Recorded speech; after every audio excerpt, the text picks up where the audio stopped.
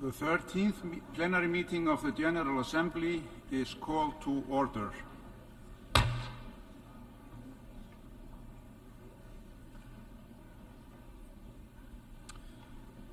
The Assembly will now continue its consideration of Agenda Item 8, entitled General Debate.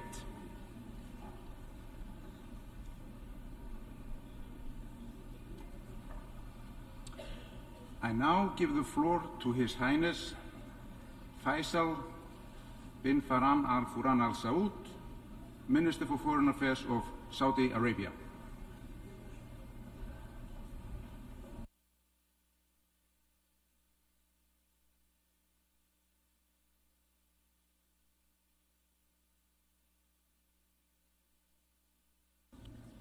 بسم الله الرحمن الرحيم.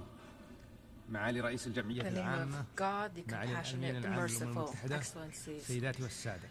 President of the General Assembly, Secretary General of the UN, ladies and gentlemen, I greet you and bring the blessings of God be upon you.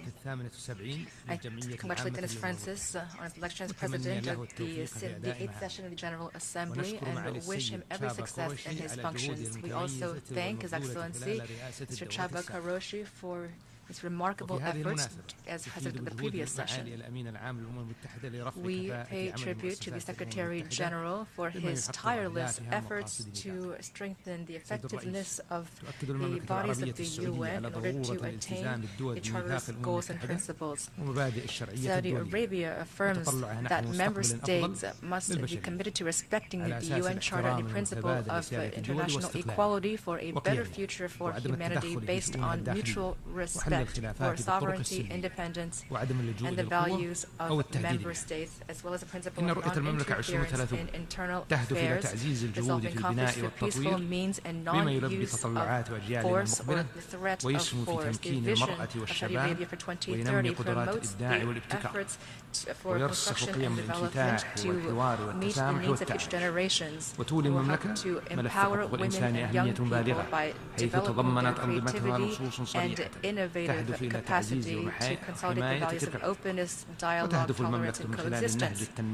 For Saudi Arabia, human rights are of crucial importance. Our laws and regulations include clear text regarding the promotion and protection of those rights. The approach taken by the Kingdom of Saudi Arabia aims to ensure a comprehensive and lasting recovery based on the individual, to develop the present, to forge a future through knowledge. Our country has enacted a number of laws and has also amended existing laws in order to promote the dignity of the citizen and protect livelihoods and decent living while ensuring protection for all.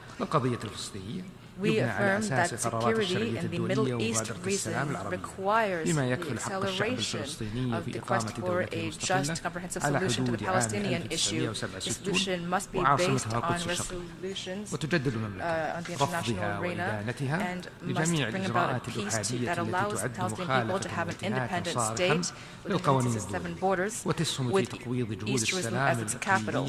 We reaffirm our rejection and condemnation of all unilateral measures that are a flagrant violation of international law and undermines regional and international efforts by hindering the process of finding political solution.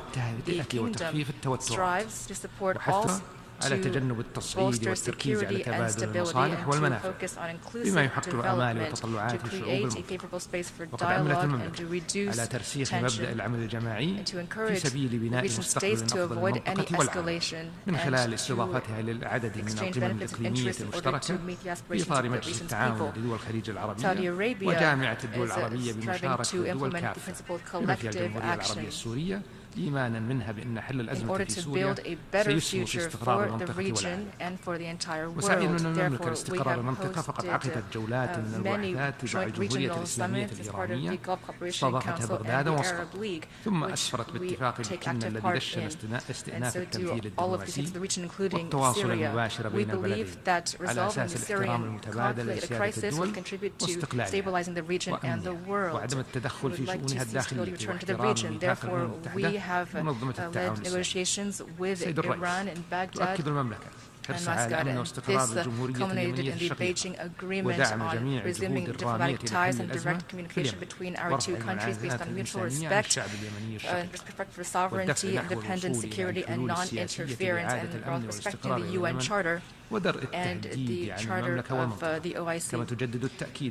President, we strive to preserve peace and stability in Yemen, and therefore are taking measures to stop the crisis in the country and alleviate the suffering of our brotherly people of Yemen by working unwaveringly to find a political solution to reestablish peace and security in Yemen while preventing any threat against the region. When it comes to Lebanon, we are standing by the sides of the Lebanese people, our brothers, and call on all Lebanese parties to make political and economic reforms that are comprehensive and structural to allow Lebanon to overcome the current crisis. We affirm the need for the Lebanese state to extend authority to all of its territory while respecting the relevant Security Council resolutions and the Taif Agreement. This would contribute to improving security, to stopping drug trafficking and terrorist activities, which are undermining the security of the country, region, and world. As for Iraq, for Saudi Arabia, security and stability in Iraq are essential for the entire region. We reaffirm our constant support for security, development, and territorial integrity, as well as to the Arab identity and social fabric of Iraq. As for the Sudanese issue, we are deeply concerned about the escalations and military conflicts between the Sudanese army and the rapid support forces. We call for the de-escalation in Sudan, and to alleviate the crisis, we hosted in Jeddah the Hill parties to the conflict. Together with the U.S., Saudi Arabia is working actively to protect civilians and to guarantee delivery of aid to the population. We have, since the beginning of the crisis, constantly taken humanitarian action by conducting evacuation operations by sea of thousands of Sudanese and citizens of neighboring and brotherly countries, and thwarted the UN mission which was caught in the crossfire. His Majesty, the custodian of the holy sites, has launched a popular initiative to raise funds for the Sudanese people. His Majesty also decreed the allocation of $100 million as humanitarian assistance to an emergency fund through the King Salman Center for Humanitarian Assistance.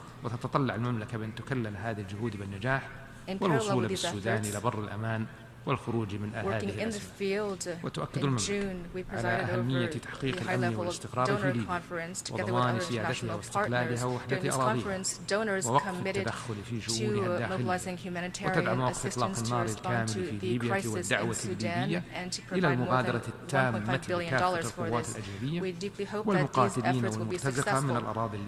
Saudi Arabia also reaffirms the importance of strengthening security and stability in Libya, guaranteeing its sovereignty, independence, and territorial integrity by putting an end to foreign interference in its internal affairs. My country supports the total ceasefire and the appeal by Libya for the immediate and total withdrawal of all foreign forces, combatants, and mercenaries in accordance with Resolution 2570 of the Security Council of 2021.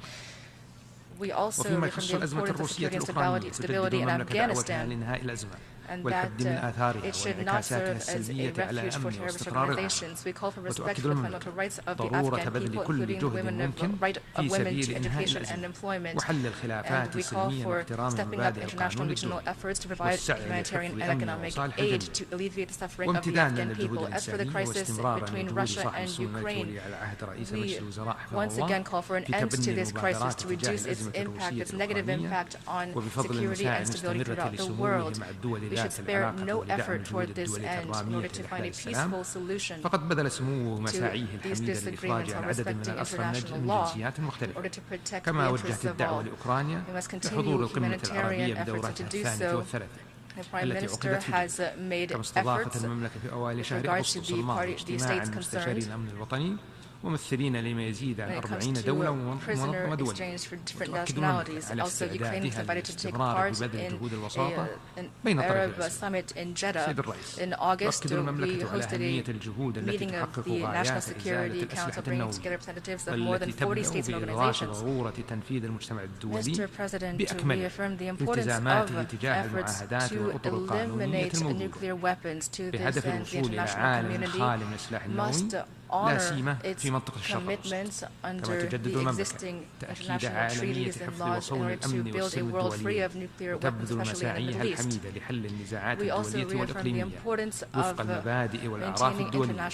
وفي هذا الشأن تؤكد بلادي بأن استتباب الأمن والاستقرار في أي منطقة لا يتحقق إلا من خلال التعاون والتشاور بين الدول والسعي نحو تحقيق التنمية والتقدم وتجنب السباق لامتلاك هذا السلاح المدمر للبشرية. إن المملكة العربية السعودية وانطلاقا من حرصها الدائم على تحقيق أهداف وغايات المتحدة لحفظ الأمن والسلم الدوليين تجدد دعوتها لإصلاح نفس الأمن للاطلاع بدوره ليكون أكثر عدالة في تمثيل واقعنا اليوم وأكثر فاعلية في مواكبة تحولات وتطورات المجتمع الدولي وأكثر كفاءة في معالجة تحدياتنا المشتركة. سيد الرئيس، حقق مجتمعنا الدولي نجاحات متتالية في مواجهة الإرهاب والتطرف وعلينا مواصلة العمل الحثيث للتصدي والقضاء على هذه الآفة التي لا تمت بصلة لأي عرق أو دين أو معتقد سليم.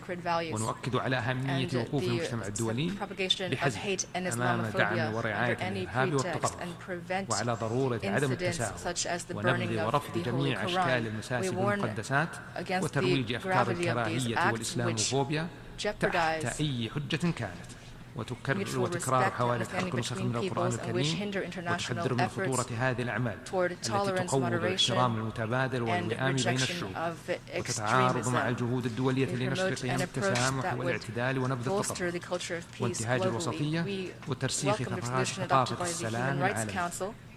وتشيد بلادي بالقرار الصادر عن الاجتماع الاستثنائي لوزراء خارجية منظمة التعاون الإسلامي لبحث مسألة تكرار حوادث تدنيس وحرق نسخ من القرآن الكريم. كما تشيد بتبني مجلس حقوق الإنسان القرار المعنون مكافحة الكراهية الدينية التي تشكل تحريضا على التمييز أو العداء أو العنف وتدعو لضرورة تعزيز الحوار والتفاهم والتعاون بين الثقافات والحضارات من أجل السلام والوئام في العالم مع ضرورة الالتزام بصكوك وقوانين حقوق الإنسان الدولية ذات الصلة. سيد الرئيس، يعد استقرار أسواق الطاقة العالمية ركيزة مهمة للاقتصاد العالمي ونموه وحرصت المملكة العربية السعودية على الحفاظ على استقرار أسواق البترول العالمية وموثوقيتها واستدامتها وأمنها وتلبية احتياجات المستهلكين لضمان اقتصاد عالمي سليم يعود بالنفع على المنتجين والمستهلكين. وتؤكد المملكة دائما أهمية التعاون الجماعي مع مجموعة أوبك بلس في استقرار أسواق البترول العالمية وتعزيز موثوقيتها واستدامتها وأمنها. وقد أسهمت سياسة أوبك في مراقبة الأسواق عن كثب وتبني نهج احترازي في استقرار أسواق البترول وتوازنها. كما بدا واضحا في الاستقرار الذي شهدته أسواق البترول في عام 2022 مقارنة بأسواق الطاقة مثل أسواق الغاز الطبيعي والنفط. سيد الرئيس، إدراكا من المملكة العربية السعودية لأهمية التعامل مع تحديات التغير المناخي فإنها تولي اهتماما بالغا للمساهمة في تخفيض الانبعاثات والتكييف مع أثاره وتدعم متطلبات الانتقال المتدرج والمسؤول نحو نظم طاقة نظيفة ومنخفضة الانبعاثات تستخدم جميع المصادر لتكون أكثر استدامة. ويتطلب تحقيق هذه الأهداف استمرار التعاون الدولي وتضافر الجهود للوصول للأهداف المنشورة والأخذ بالاعتبار تفاوت الظروف الوطنية والإقليمية ومراعاة الأهداف الاقتصادية والاجتماعية الشاملة للتنمية المستدامة. واستشعارا من المملكة بأهمية التحدي وترسيخا لدورها الريادي العالمي في مجال الاستدامة فقد قدمت المملكة مبادرتي السعودية الخضراء والشرق الأوسط الأخضر من أجل قيادة الجهود العالمية لحماية وتخفيض انبعاثات غازات الاحتباس الحراري وتعزيز الصحة العامة وجودة الحياة ورفع معدلات الطاقة المتجددة وتقنيات الحد من الانبعاث وإزالته وتحقيق التنمية المستدامة. وقد أعلنت المملكة عن رفع إسهاماتها بتخفيض الانبعاثات إلى الضعف مقارنة بعام 2015 وذلك بمقدار 278 مليون طن سنويا بحلول عام 2030 واستهداف الوصول للحياد الصفري كما أعلن عنه بتطبيق نهج الاقتصاد الدائري للكربون ولتعزيز الجهود الدولية لتأمين الموارد المائية في جميع أنحاء العالم.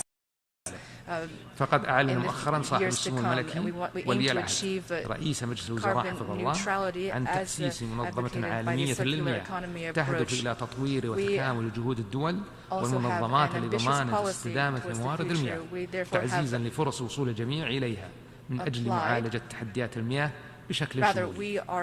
سيد الرئيس، انطلاقا من رؤية المملكة المستقبلية الطموحة تقدمت بلادي بطلب استضافة معرض إكسبو 2030 تحت شعار حقبة التغيير المضي قدما بكوكبنا نحو استشراف المستقبل. وستعمل المملكة لتحقيق فكرة المعرض المتمثل باستشراف مستقبل الكوكب وما يحمل ذلك المستقبل من تكنولوجيا متقدمة مع التركيز على أهداف التنمية المستدامة، حيث يمثل المعرض فرصة للتعزيز العمل في المشاريع ذات التأثير العالمي والتعاون لإيجاد حلول عالمية من خلال الابتكار والاستدامة والشمولية. وكل ذلك يأتي في صميم معرض إكسبو 2030 في الرياض الذي سيظهر للعالم بإذن الله التزام المملكة القوي والمستمر تجاه البلدان النامية. وانتهز هذه الفرصة للإعراب عن شكرها وتقديرها للدول التي أعلنت دعمها لهذا الترشح وتدعو الدول كافة لدعم استضافة المملكة لمعرض إكسبو الدولي 2030. سيد الرئيس، وفي الختام نتطلع إلى أن تسهم جهودنا في إيصال رسالاتنا وقيمنا ومبادئنا للعالم في جو تسود الشراكة والاحترام لبناء مستقبل أفضل للبشرية جميعا. والسلام عليكم ورحمة الله وبركاته.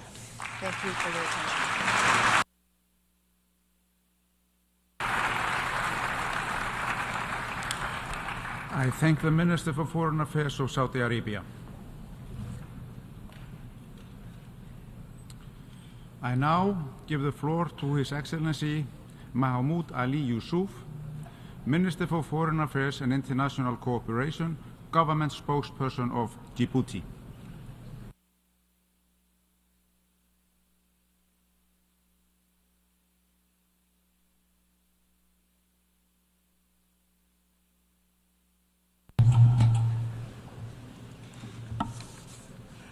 Bismillah ar-Rahman ar-Rahim. Excellences, Monsieur le Président, Monsieur le Secrétaire Général, Excellences, Mesdames et Messieurs, j'aimerais de prime abord vous réitérer mes félicitations les plus vives à l'occasion de votre élection à la tête de l'Assemblée générale et exprimer notre profonde gratitude à l'endroit de votre prédécesseur pour le travail accompli. Nous nous réunissons à un moment où les conséquences des crises multiples, sécuritaires, économiques et climatiques, continuent de frapper nos pays. La pauvreté persiste et s'aggrave à certains endroits du monde, les désastres écologiques prolifèrent, entraînant dans leur sillage d'innombrables victimes. Nous réitérons nos condoléances au gouvernement et au peuple frère du Maroc et de la Libye et leur réaffirmons notre pleine solidarité. Les innovations technologiques sont porteuses d'espoir, mais engendrent légitimement des peurs quant aux usages destructeurs qui peuvent en être faits. Tous ces défis, si nous devons les relever ensemble, exigent plus de confiance, plus de coopération internationale et plus de solidarité. Le thème retenu pour cette 78e session, rétablir la confiance et raviver la solidarité mondiale, accélérer l'action sur l'agenda 2030 et ses objectifs de développement durable, vers la paix, la prospérité, le progrès et la durabilité pour tous. S'il est noble, il faut reconnaître tacitement que la trajectoire que nous semblons avoir prise est en fait inverse. Le déficit de confiance et la suspicion mutuelle sont omniprésents et affectent de manière négative la coopération internationale. Au multipartisme inclusif et intégré que le secrétaire général a appelé de ses vœux, s'oppose une logique des clubs et des groupes, ce qu'un analyste a appelé le mini-latéral. Cette érosion de la confiance n'est pas soudaine. C'est le résultat d'une lente détérioration d'une part à la résistance implacable au changement des institutions mondiales, née à la fin de la Seconde Guerre mondiale, d'une inégalité qui se creuse et se fossilise, ainsi que la compétition géopolitique accrue de ces dernières années. Elle n'est cependant pas, de notre point de vue, irréversible. Il est donc impératif que nous investissions massivement dans les efforts multilatéraux pour renforcer la confiance et la solidarité entre les États. Au cœur de cet effort se situent pour nous les Nations Unies. Ensemble, imaginons un système multilatéral qui tienne compte des réalités géopolitiques du moment, y compris la prolifération de ces groupes, non dans un schéma de compétition institutionnelle, mais de complémentarité renforcée, de coordination étroite, où tous sans réserve ni hésitation s'engagent à renouer des liens de solidarité forts et indissolubles. Nous devons réapprendre à nous faire confiance. Nous devons bâtir un système multilatéral réformé, juste et représentatif, où tous trouvent leur compte puissant et moins puissant. Nous devons pouvoir ensemble envoyer un message sans équivoque, ni doute, que nous sommes déterminés à bâtir une organisation robuste qui répond de manière crédible aux défis titanesques du moment. Monsieur le Président, Monsieur le Secrétaire général, Excellences, l'urgence doit guider notre action. Le retard pris dans la mise en œuvre des objectifs de développement est accablant. Pour la crédibilité du système, nous sommes à mi-chemin et bien loin des objectifs. Selon certaines estimations, si le rythme demeure le même et que les volumes de financement restent inchangés, il faudrait 63 autres années pour y arriver. Près d'une décennie s'est écoulée depuis l'adoption de l'agenda 2030 pour le développement durable et du programme d'action d'Addis Abeba. De multiples engagements ont été pris depuis, mais malheureusement, nous nous trouvons dans une situation où nos pays sont encore plus dans le besoin maintenant que durant la dernière décennie. À cet effet, le FMI a déclaré qu'un tiers de l'économie mondiale sera en récession en 2023. Et pour la première fois, le PNUD a également constaté que l'indice de développement humain est en baisse dans 9 pays sur 10. À cet égard, notre pays reste pleinement engagé de manière constructive dans les négociations intergouvernementales du sommet du futur, qui devrait accélérer la mise en œuvre de l'agenda 2030 pour le développement durable. En outre, il est important de souligner l'importance cruciale de la réforme de l'architecture financière internationale et de la mise en place des mesures allant au-delà du PIB afin que nous puissions combler le déficit de financement du développement. La vulnérabilité croissante des pays en développement en matière d'endettement nécessite également des mesures supplémentaires urgentes pour réformer l'architecture de la dette internationale. En effet, le coût élevé de l'emprunt, combiné à la diminution des recettes publiques, empêche les pays en développement et les pays les moins avancés d'investir dans les ODD et augmente également le risque de défaut de paiement de la dette. Il nous faut nous remobiliser davantage en vue de la réalisation de nos objectifs d'ici 2030. Ce plan représente l'espoir de l'humanité. Nous ne pouvons céder à la tentation de l'abandon. Nous sommes conscients que les difficultés sont réelles et ne sont cependant pas insurmontables. Les moyens pour y parvenir sont clairement énoncés par les SDG Stimulus Package du secrétaire général. Les actions urgentes qui y sont identifiées, à savoir l'amélioration de la soutenabilité de la dette, les réformes des banques multilatérales et de développement, dont le soutien est crucial afin d'accroître le financement des objectifs de développement durable, le renforcement du filet de sécurité financier mondial, la réduction des risques systémiques pesant sur la stabilité financière, le système monétaire international et le renforcement de la gouvernance mondiale et de la cohérence des politiques constituent les bases d'un plan de sauvetage des objectifs de développement durable.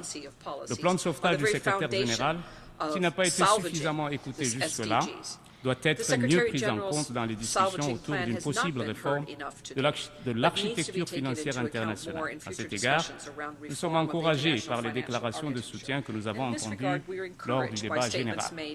La réforme de l'architecture financière internationale, notamment du FMI et de la Banque mondiale, ne peut pas attendre. Nous devons renforcer la participation des pays en développement à la prise de décisions économiques internationales, à l'établissement de nouvelles normes, afin que nous puissions nous adapter au changement de l'économie mondiale. Nous devons ensemble accélérer le Bretton Woods Moment, auquel le secrétaire général faisait référence. Le dialogue doit s'intensifier autour de la réforme de l'architecture financière internationale entre les institutions financières multilatérales et les Nations Unies dans le respect, bien sûr, du mandat de chaque organisation.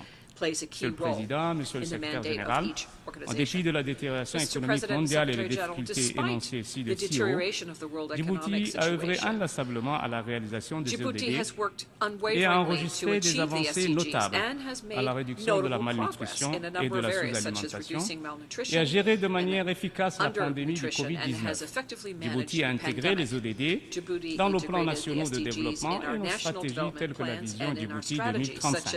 Ainsi, notre gouvernement a pris des mesures pour aligner ses politiques et ses programmes sur les cibles et les indicateurs des ODD. Nous avons également identifié des domaines prioritaires qui correspondent à des ODD spécifiques, tels que la réduction de la pauvreté, l'accès à l'eau potable et à l'assainissement, ainsi que la croissance économique durable. En fait, notre pays est confronté à des défis liés à la pauvreté, au chômage et au développement des infrastructures qui sont au cœur des ODD. En outre, nous avons réussi à collaborer avec des organisations internationales, des donateurs et d'autres pays pour mobiliser des ressources et des expertises en vue de la mise en œuvre des ODD. Ce partenariat contribue à renforcer le soutien pour atteindre ces objectifs. Nous avons également travaillé à améliorer notre infrastructure de données pour mesurer et rendre compte des indicateurs des ODD. Notre pays est situé dans une région vulnérable au changement climatique. C'est pourquoi nous avons déployé d'importants efforts dans le domaine de l'action climatique en alignement de l'ODD 13, Action pour le climat.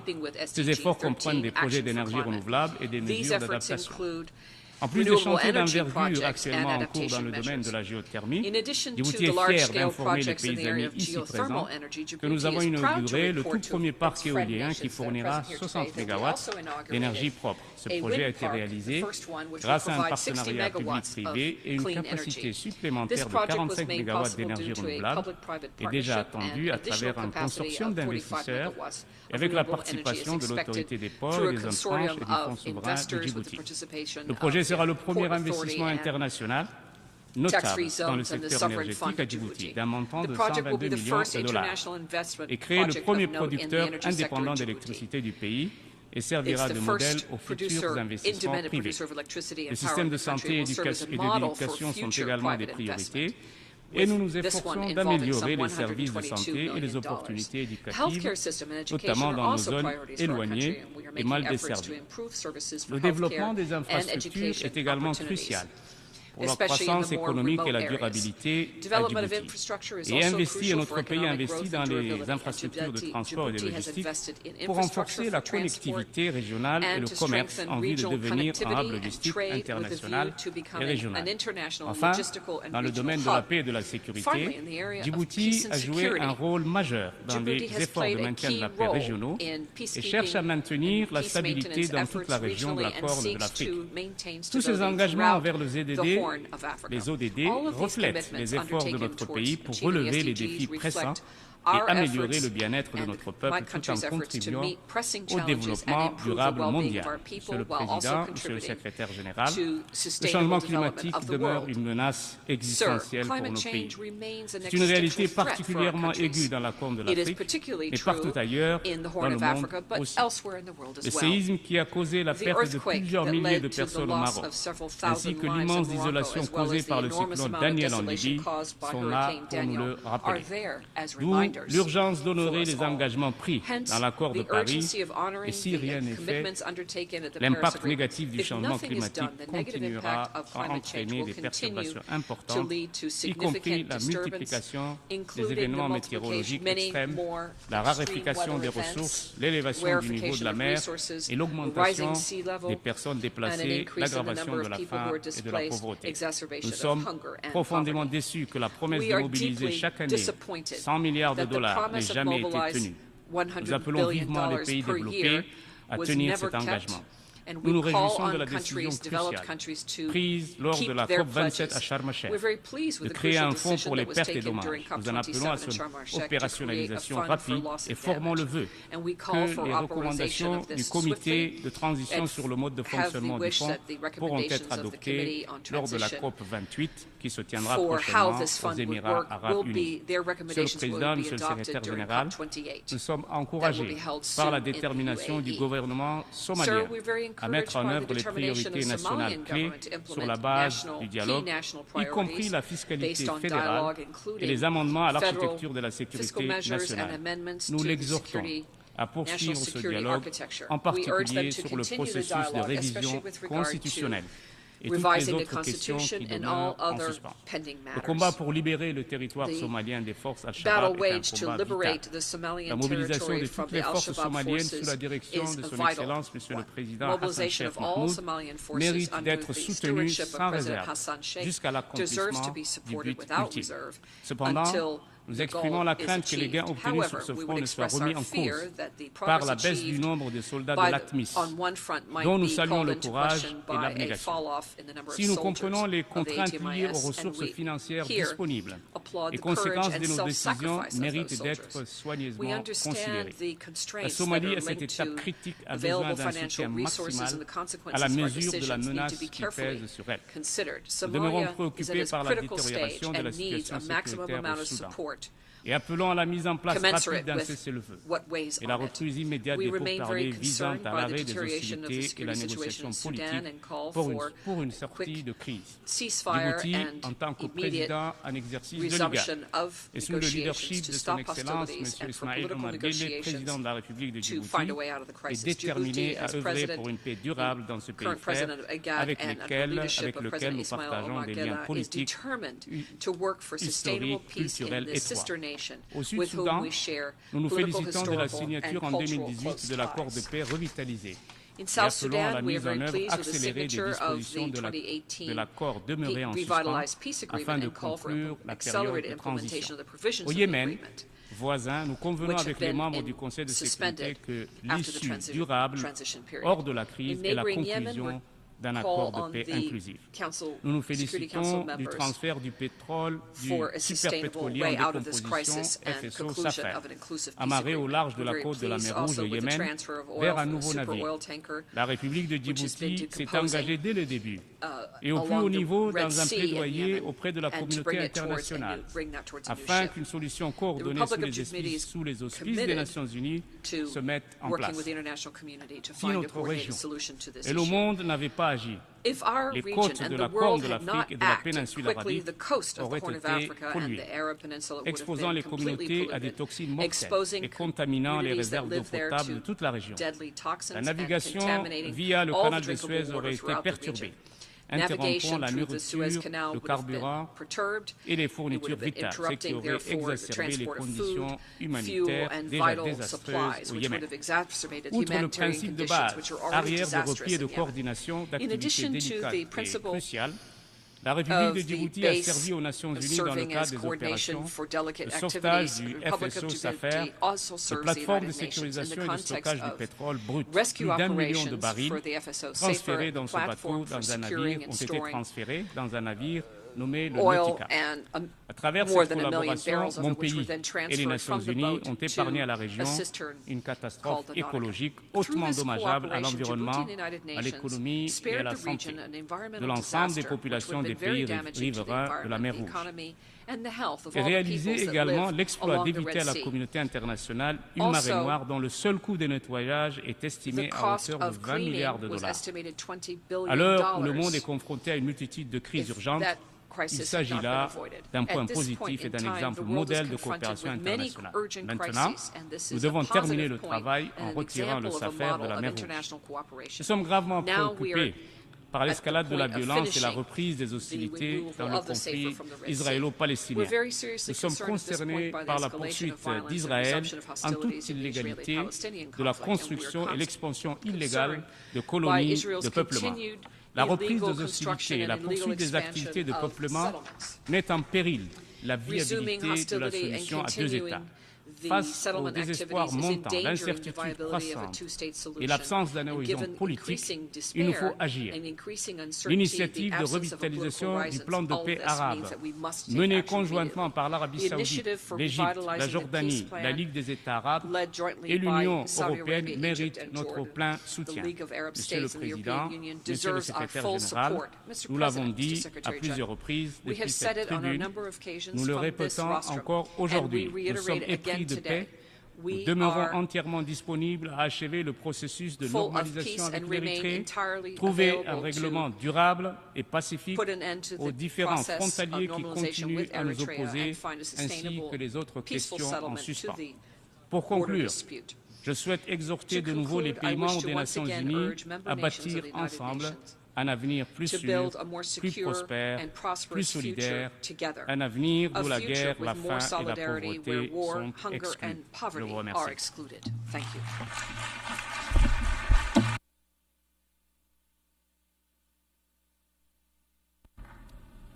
I thank the Minister for Foreign Affairs and International Cooperation, Government Spokesperson of Djibouti.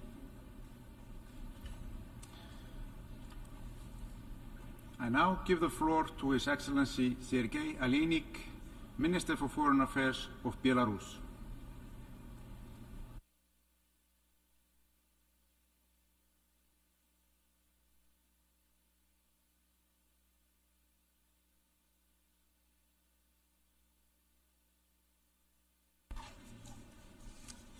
Господин председатель, эта высокая трибуна десятилетиями служила важной цели, направленной на проведение дискуссий о том, как сделать жизнь на планете безопаснее и лучше. К сожалению, в последние десятилетия эта дискуссия не воплощалась в конкретные позитивные действия. Как следствие, ситуация в глобальной политике лишь ухудшается. Эта тенденция негативно отражается и на всех других сферах международных отношений. А какова роль Организации Объединенных Наций в этих процессах? Быть лишь трибуной для дискуссий? Многие видят именно в этом ее роль. Поэтому неудивительно, что в адрес организации часто звучат обвинения за бездействие и неспособность остановить нарастающий глобальный хаос, остановить трехмерный кризис в области безопасности, продовольствия, энергетики, который уже охватил весь мир. Подобные обвинения, конечно же, не совсем справедливы и корректны. ООН — это все мы. Организация может сделать ровно столько, сколько ей позволят ее государства-члены. С одной стороны, это правильная логика. С другой стороны, это логика опасного детерминизма. Она подразумевает, что ООН является заложником каких-то внешних сил и сможет эффективно выполнять свой мандат лишь когда произойдут позитивные изменения во внешней среде. Не кажется ли вам, что нечто подобное мы уже когда-то слышали? Такое же отношение было и к Лиге наций накануне Второй мировой войны. Всего столетия назад на берегу Женевского озера также много дискутировали об угрозах того времени. Однако дискуссия не возымела эффекта, и мир неумолимо скатывался в бездну. А Лига наций ушла в забвение из-за своей бесполезности. Организацию Объединенных Наций может постигнуть такая же участь, если она останется пассивным наблюдателем. Убеждены в том, что подавляющее большинство государств-членов не желают такого исхода. Если так, то ООН должна не ждать, а действовать. Организация должна работать на результат, который спровоцирует позитивные изменения во внешних факторах, обеспечить мир, стабильность и устойчивое развитие на всей планете. Это очень сложная задача в нынешних условиях ядовитой глобальной политики. Однако, если мы, как государства-члены или здравомыслящее глобальное большинство, поможем нашей организации, то эта задача будет под силу ООН. Известный американский дипломат Джордж Кеннон в контексте оценки отношений Советской России с Западом столетия назад утверждал, цитирую, «Определенная степень конфликта и антагонизма присутствует в любых международных отношениях. Поэтому некоторая мера компромисса необходима повсюду, если политические общества хотят жить вместе на одной планете». Конец цитаты. Давайте руководствоваться этим мудрым советом. И несмотря на высокую степень антагонизма в современной международной системе, искать компромисс и согласие повсюду. И давайте действовать в рамках ООН. Мы видим несколько ключевых шагов. Во-первых, необходимо прекратить политику остракизма в ООН. Эта практика противоречит самой сути организации. Ведь по уставу все ее члены равны. Давайте уважительно и равноправно относиться друг к другу. Никто не должен опускаться до оскорблений и неуважительной лексики, например, использование слова «режим» в отношении законных властей государств-членов. Аналогичным образом определенные страны должны отказаться от своих попыток ограничивать возможности для участия в работе ООН для любых других ее членов. Такое поведение является прямым нарушением устава ООН. Более того, вся история многосторонней дипломатии учит, что общий позитивный результат достигается только через инклюзивность и сотрудничество. Во-вторых, отдельные государства-члены должны прекратить попытки превратить ООН и организации и ее системы в инструмент своей внешней политики. Вовлечение организации в политизацию лишь дискредитирует ее в глазах простых людей на планете. Ведь ООН создавалась для сотрудничества в интересах людей, а не для сведения счетов одних государств с другими. Убеждены, что проблемы двустороннего характера не должны выноситься в международные организации в качестве яблока раздора. В-третьих, мы можем и должны успешно работать в ООН по вызовам общего характера. При этом давайте подходить к их решению по логике от простого к сложному. К последнему блоку, безусловно, относятся темы безопасности. Назовем их условно вопросы первого уровня. Именно они являются наиболее опасными, я бы даже сказал, взрывоопасными яблоком раздора в глобальной политике. Остальные направления – вопросы второго уровня, как, например, борьба с изменением климата, транснациональной преступностью, пандемиями, болезнями, которые решаются. Все страны мира одинаково страдают от их последствий. Все в равной степени заинтересованы в эффективных ответах к таким вызовам. Так давайте активизируем работу в этом направлении. Результатов ждут обычные люди на нашей планете. Приведу весьма показательный пример того, как можно успешно работать сообща даже в условиях острых политических разногласий. На состоявшейся 32-й сессии Комиссии ООН по предупреждению преступности в Вене в мае месяце Беларусь инициировала проект резолюции по теме борьбы с торговлей людьми в цепочках поставок. Первоначально страны Запада по политическим мотивам негативно восприняли нашу инициативу. Однако все же, включившись в переговорный процесс, они поняли важность инициативы и стали работать на позитивный результат. Резолюция была принята консенсусом, и все заинтересованные стороны приступили к ее реализации. Давайте применять этот подход и ко всем другим проблемным вопросам второго уровня. В частности, мы ожидаем такой же конструктивной работы на этой сессии по двухгодичной резолюции Беларуси под названием «Укрепление координации усилий в борьбе с торговлей людьми». Однако, где здравый смысл всем нам особенно необходим, так это в нахождении пути разрешения глобального продовольственного кризиса.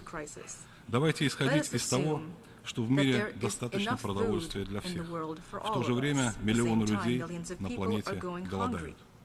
Это противоречие является результатом односторонних, незаконных санкций, которые западные государства вводят в нарушение устава ООН против неугодных им стран или в целях получения преимуществ в конкурентной экономической борьбе. Санкции, в свою очередь, ограничивают возможности по экспорту удобрений, продовольствия в развивающиеся государства, которые более всего в них нуждаются. Следовательно, глобальный продовольственный кризис является рукотворным, а не системным. Как таковой его легко разрешить, необходимо всего лишь устранить незаконные барьеры. Страны, поставившие преграды, должны их убрать. И это касается не только глобальной продовольственной безопасности, но и всех других направлений международной жизни. Односторонние меры принуждения, введенные Западом прямо или косвенно, практически против всех государств остального мира, должны быть немедленно отменены. Этого требует и здравый смысл, и общие интересы всех людей на планете. Убеждены в том, что прогресс по решению в рамках ООН глобальных проблем второго уровня позволит создать фон взаимного доверия для совместной и результативной работы по блоку вопросов безопасности. В этой области мы наблюдаем сдвиг силы от Запада к остальному миру. Подобные сдвиги в истории часто сопровождались войнами. Однако в наших силах направить этот процесс в мирное русло. Наилучший способ сделать это – расширить категорию постоянных членов Совета Безопасности ООН. Совет не отражает сегодняшние геополитические реалии. 3 из его 5 постоянных членов являются представителями Запада. Они не заинтересованы в изменении статус-кво в мире. Как следствие, Совет не выполняет свои функции по поддержанию международного мира и безопасности. Только более представительный и демократичный орган справится с этой задачей. Поэтому расширение категории постоянного членства за счет крупных развивающихся государств Азии, Африки, Латинской Америки является императивом времени. Отрадно, что Китай и Россия поддерживают такую реформу Совета, о чем они неоднократно заявляли. Призываем остальные 3 постоянных члена Совета Безопасности признать новые реалии и согласиться на их закрепление в обновленном органе.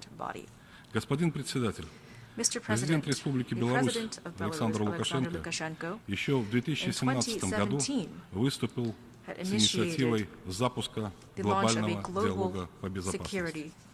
Эта инициатива была попыткой предотвратить раскручивание негативной спирали глобальной политики. К сожалению, некоторые ключевые игроки не захотели услышать этот разумный призыв. Как следствие, архитектура безопасности в Европе дала серьезный сбой.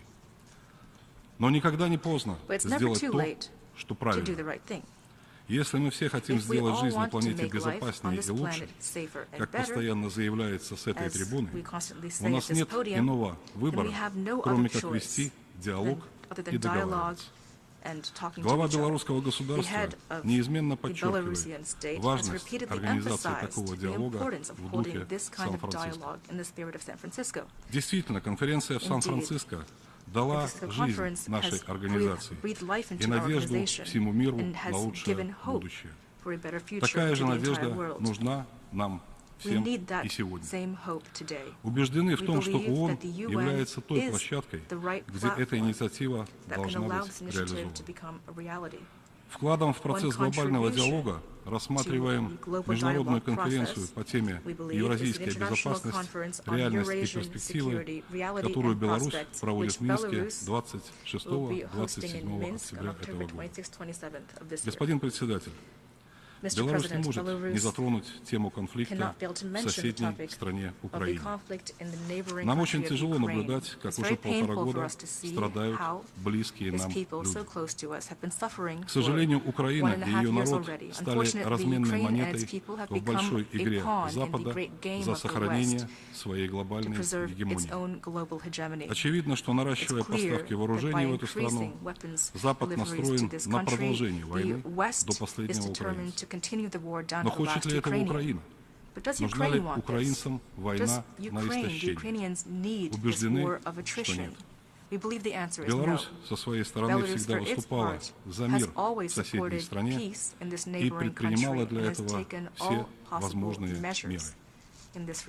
Как отмечает президент нашей страны Александр Лукашенко, мы и сейчас готовы сделать все от нас зависящее. Благодарю вас.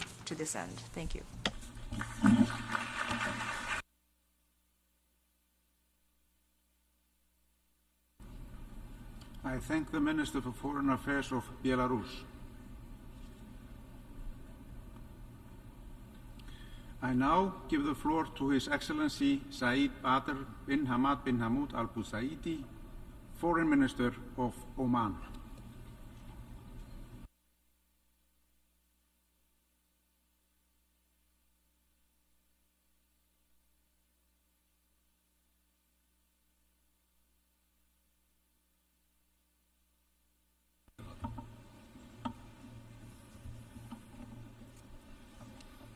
بسم الله الرحمن الرحيم. معالي الرئيس دينيس فرانسيس، بداية نود أن نخصكم ولبلدكم الصديق ترينيداد وتوباجو بالتهنئة الحارة على انتخابكم رئيسا للدورة 78 للجمعية العامة للأمم المتحدة. كما نود أن نسجل تقديرنا الكبير لجهود رئيس الدورة السابقة من المجر الصديقة على حسن الإدارة والتدبير. لا يفوتنا أيضا أن نتوجه بالتحية والاحترام لمعالي الأمين العام للأمم المتحدة أنطونيو غوتيريش لجهوده الخيرة في سبيل ترسيخ وتحقيق المبادئ والأهداف التي ينص عليها ميثاق الأمم المتحدة وقيم العدالة والسلام في ربوع العالم، ودعمه لأهداف التنمية المستدامة والتعاون الدولي الفعال لمكافحة التحديات المشتركة لعالمنا مؤكدين تعاون سلطنة عمان الثابت مع المجتمع الدولي في هذا الشأن. الحضور الكريم، إن الحوار مبدأ ثابت ومنهج قوي في السياسة الخارجية لسلطنة عمان، لما لذلك من تأثير فعال لتحقيق المصالحة والوفاق والسلام بين سائر الأطراف المتنازعة وسائر الأمم. ونود هنا أن نغتنم الفرصة للتأكيد على التزام سلطنة عمان الراسخ بمشاركة الأسرة الدولية في سعيها لبلوغ نظام عالمي سلمي with a view to establishing an international system of peace, one which is based on justice, equity, and respect to the United Nations Charter and international law, as well as respect of sovereignty of states and non-interference in internal affairs. ووفقا لذلك فإن بلادي تناشد المجتمع الدولي Moreover, my country appeals to the international community to stay attached to the United Nations system in settling disputes and resolving conflict, and to resume dialogue as the ideal path towards peaceful solutions and as a path to negotiating towards a world that would have prosperity, peace, dignity, and security would prevail. Mr. President, تربطنا بالأمم المتحدة وبسائر الأمم وحدة المبادئ والأهداف. These principles link us all and link us in the international community. This is the path that brings us closer to meeting our goals and which is in support of our ethics. We will continue, through the grace of God, to support fair and just causes. The Palestinian cause is one of the causes which is at the forefront. لأكثر من 70 سنة. It's an injustice which has lasted more than 70 years. The Palestinian people, however, stand firm in their conviction and determination vis-à-vis the brutal Israeli occupation, the embargo and abuses and violation of international law and Security Council resolutions. وعليه فإن بلادي وكسائر الدول والمجتمعات المحبة للسلام لا ترى مجالا بديلا لتسوية هذه القضية دون حل الدولتين المنصوص عليه في القرارات والمرجعيات الشرعية الدولية بما فيها مبادرة السلام العربية. إن على الأمم المتحدة مسؤولية أخلاقية وقانونية لإيجاد حل عادل ومنصف لهذه القضية يكفل وقف المعاناة المريرة التي يتحملها الشعب الفلسطيني وإعادة حقوقه المشروعة في الحرية وتقرير المصير وذلك بانسحاب إسرائيل من الأراضي المحتلة منذ عام 1967 وإقامة الدولة الفلسطينية المستقلة بعاصمتها القدس الشرقية.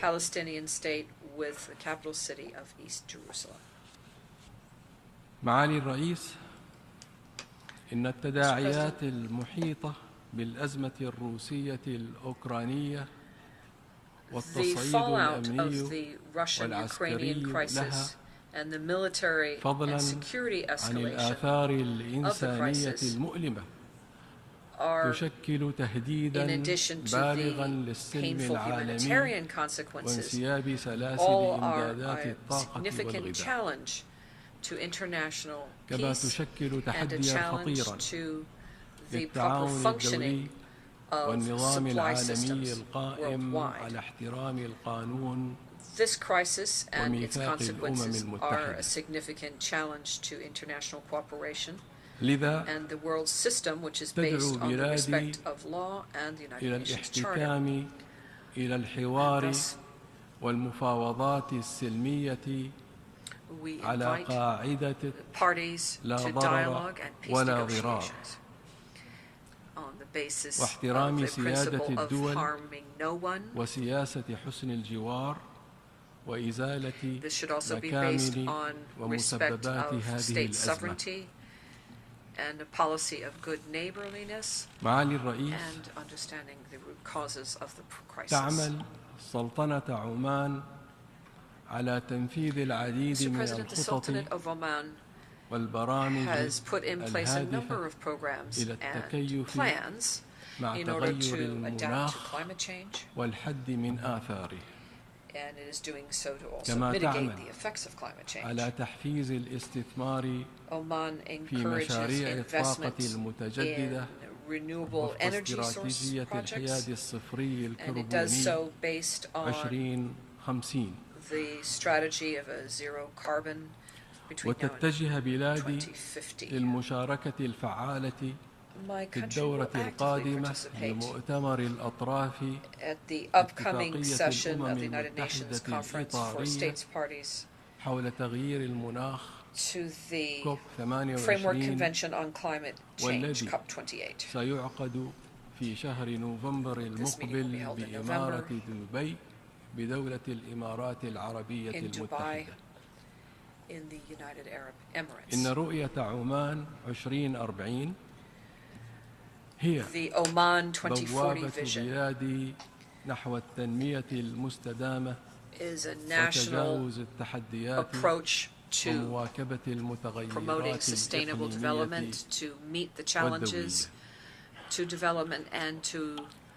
معالي الرئيس،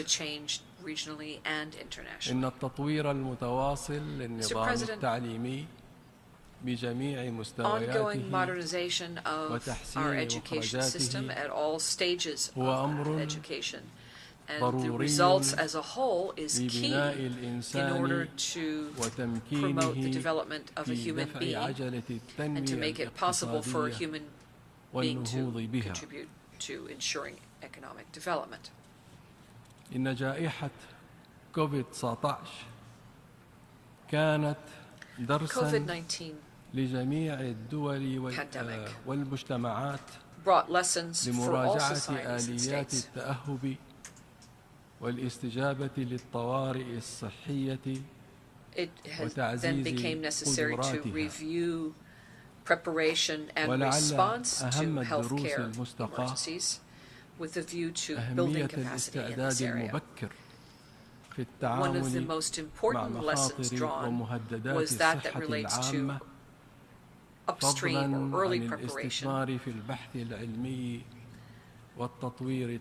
taking into account the various factors that could jeopidize public health, and also take into account technical progress and scientific progress.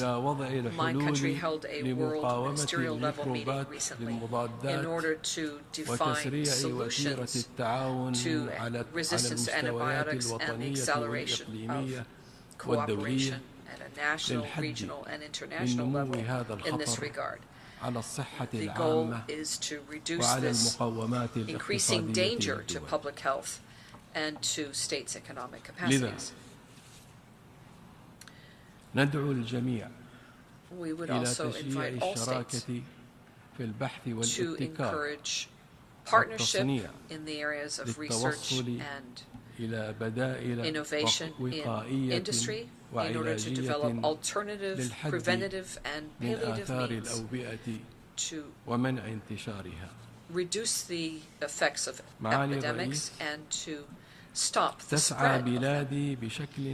Mr. President, my country has serious aspirations to bolstering human rights, to promoting the instruments of human rights, as well as international agreements in this area, and to respect them, with a view to bringing about an international community that is fair, that is based on the absolute respect of the dignity of all human beings, and based on religious and cultural values of states.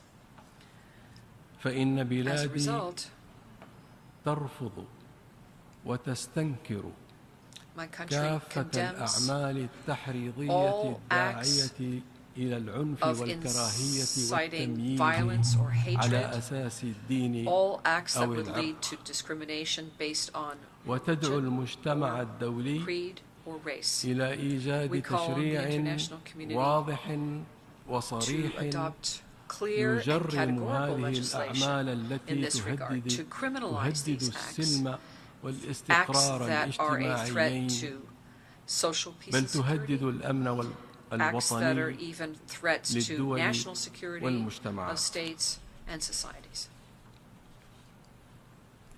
معالي الرئيس، نحن أمام تحديات Mr. President, عالمية معقدة we are grappling with complex challenges worldwide. تصاعد أزمة المناخ These global وانتشار challenges الأوبئة include climate change, وتجارة the spread of المخدرات epidemics, والإتجار بالبشر trafficking of drugs بالإضافة and human إلى beings. الصراعات السياسية And to that list we should add والطائفية. conflicts ولذا فإننا نناشد of الأسرة various types, الدولية and as a result we would invite the بالتمسك family of بحزم nations بمبادئ الحق والعدالة وتطبيق قواعد uphold the القانون principles of الدولي peace, دون justice, ازدواجية في and المعايير to implement the حتى principles of يسود international الأمن law والاطمئنان بين without any البشر double standards, وتنتشر so الثقة that بين confidence الدول can وتنمو prevail الشراكات and to build بين trust الشعوب between states, وتزدهر. and so that وفي there will be الختام prosperous partnerships فإننا between peoples. Lastly, نعرب عن أملنا لهذه الدورة بالنجاح والتوفيق. we would like to والسلام wish عليكم this ورحمة General Assembly الله session وبركاته. every success. May God's mercy be with you. I thank the Foreign Minister of Oman.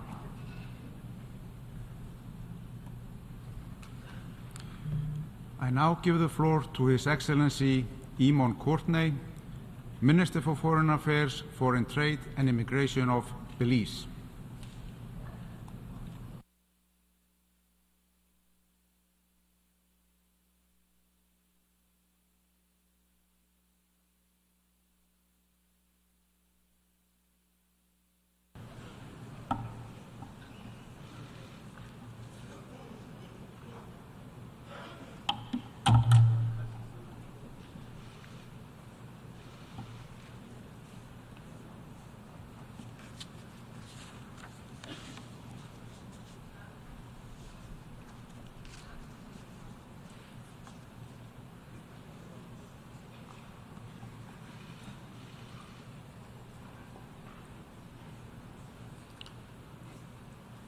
Mr. President, it is with immense pride that Belize offers its heartiest congratulations to the President of this General Assembly. He is a CARICOM national who was unanimously elected to preside over the 78th session of this General Assembly. The theme for our general debate, Rebuilding Trust and Reigniting Global Solidarity, is timely. When we act in good faith, when we respect the rule of law, when we embrace our responsibility to act in the common interest of humankind, when we foster unity for a larger purpose, we manifest these principles. Trust and solidarity are foundational to multilateralism.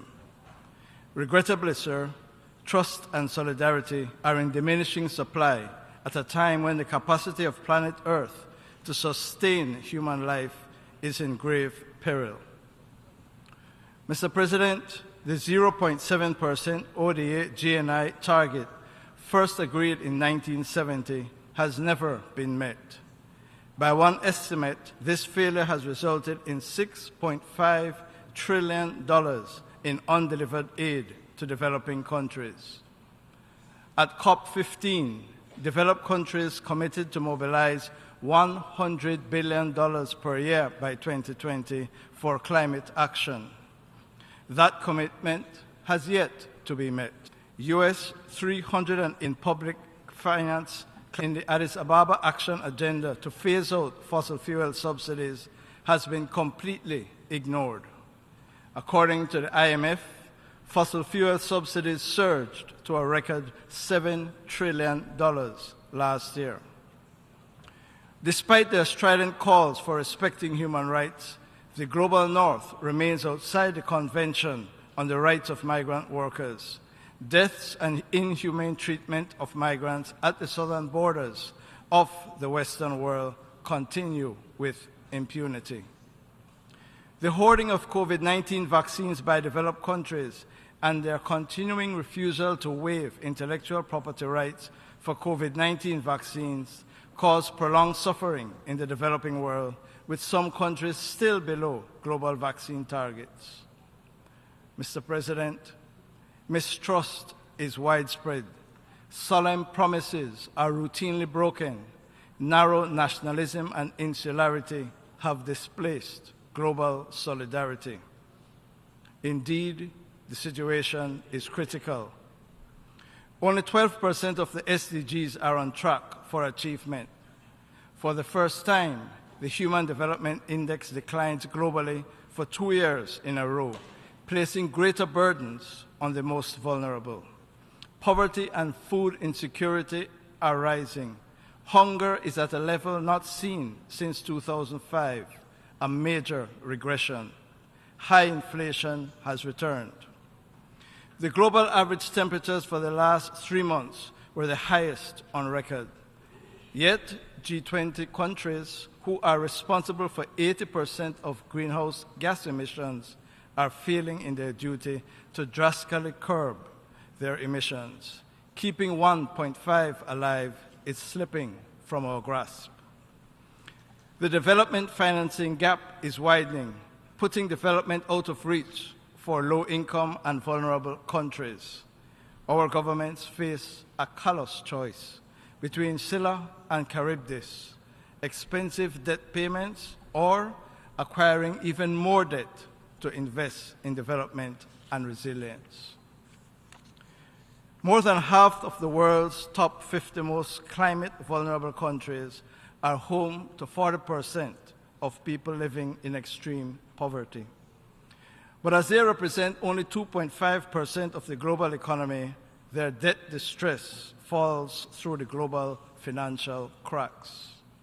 Paradoxically, accompanying the progressive erosion of trust and solidarity is the inclination to further dig in, to deny the science, to dismiss the perspectives of others, to retreat into like-minded spaces, and to stoke more division.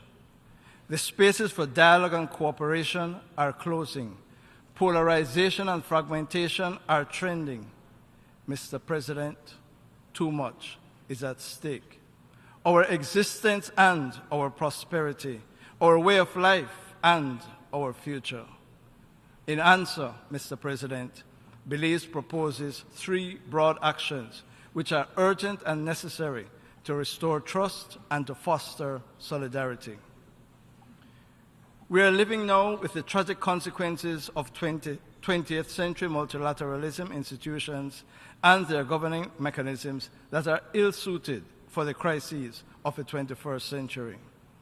Urgent reform of the international financial architecture is imperative. The objectives and policies of international financial institutions must be better aligned with our climate and development goals. The eligibility criteria, which currently excludes some vulnerable countries from access to development finance, must be reformed to take account of vulnerabilities. The governance of IFIs must be broadened to include the voices of developing countries. Decisions for us cannot be made without us. The upcoming annual meetings in Marrakesh, the realization of the MDB vision emanating from the Paris Summit, the Bridgestone Initiative, and the prototype Multidimensional Vulnerability Index are all real reforms that would reinvigorate genuine trust in the international financial system. We must all seize the day. Events of the last decades have shown how ineffective the United Nations Security Council is and the dangerous vacuum which arises therefrom. Threats to international peace and security demand an effective council, one that is inclusive with equitable representation that reflects today's global dynamics. Mr. President, the inability of the Council to act in the face of the illegal Russian invasion and the illegal Russian war against Ukraine exemplifies the Council's impotence. Reform of the current Council is urgent, and Belize calls for the commencement of text-based negotiations in this session. Unmet commitments, insufficient to meet growing needs, have contributed to the huge financing gap we face today, to the stalling of climate and development agendas, and to the deepening of current crises. By course correcting immediately, we can begin to restore the trust and solidarity and get us on track to achieve the Paris goals and the SDGs. Mr. President, in truth, regrettably, we are all on the road to climate perdition. All of us, no one is exempt. The global stocktake to be concluded at COP28 is the unmissable opportunity to agree solutions to address the perilous gaps in implementation, accelerate climate action, and ramp up ambition. The just concluded SDG Summit revealed the dire reality we face. The refusal of developed countries to so far raise the ambition on the means of implementation is disappointing. This must change. The 4th International Conference on Financing for Development is an important opportunity to forge a new financing pact for sustainable development. And while the implementation of SDGs occurs at the local level and governments bear primary responsibility for national development, we should be clear. Achieving SDGs is a shared responsibility of all countries. The SDGs are a bulwark against conflict and insecurity, the pull of migration and social instability. Mr. President, trust and solidarity can only thrive where there is justice. The terrible injustice and poison legacy of native genocide, slavery, and the transatlantic slave trade cannot continue to be ignored or to be the subject only of academic discussions. Descendants of slaves continue to struggle with persistent racial discrimination, marginalization, and generational trauma. The consequences of slavery for our countries manifest today through underdevelopment, poverty, and structural inequities. CARICOM has put forward a 10-point plan which addresses the core of reparatory justice as we see it. Reparatory justice is essential to any redemption from a historical wrong that is so indelible that it can never be fully remedied but must be reckoned with. To the governments of the European countries that enabled this evil, we say that the time for redemption, for respect, and for reparation is here, and we demand it. The decades-long call for climate justice must be answered. Small island developing states like Belize are the most vulnerable to climate change. Our countries are reaching the limits of adaptive capacity and already incurring loss and damage, and will continue to do so. Yet those whose economic prosperity and wealth have been based on climate-destroying activities are attempting to evade their historic responsibilities by lowering ambition on climate action, backsliding on implementation of their obligations, and refusing to deliver on climate finance.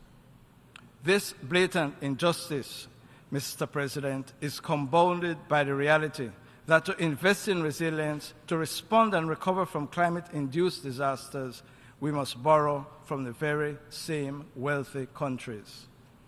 Developed countries must urgently double adaptation financing and better align that financing to our growing needs. They must close the emissions and implementation gaps to keep 1.5 within reach. The Loss and Damage Fund must be operationalized and capitalized at COP28.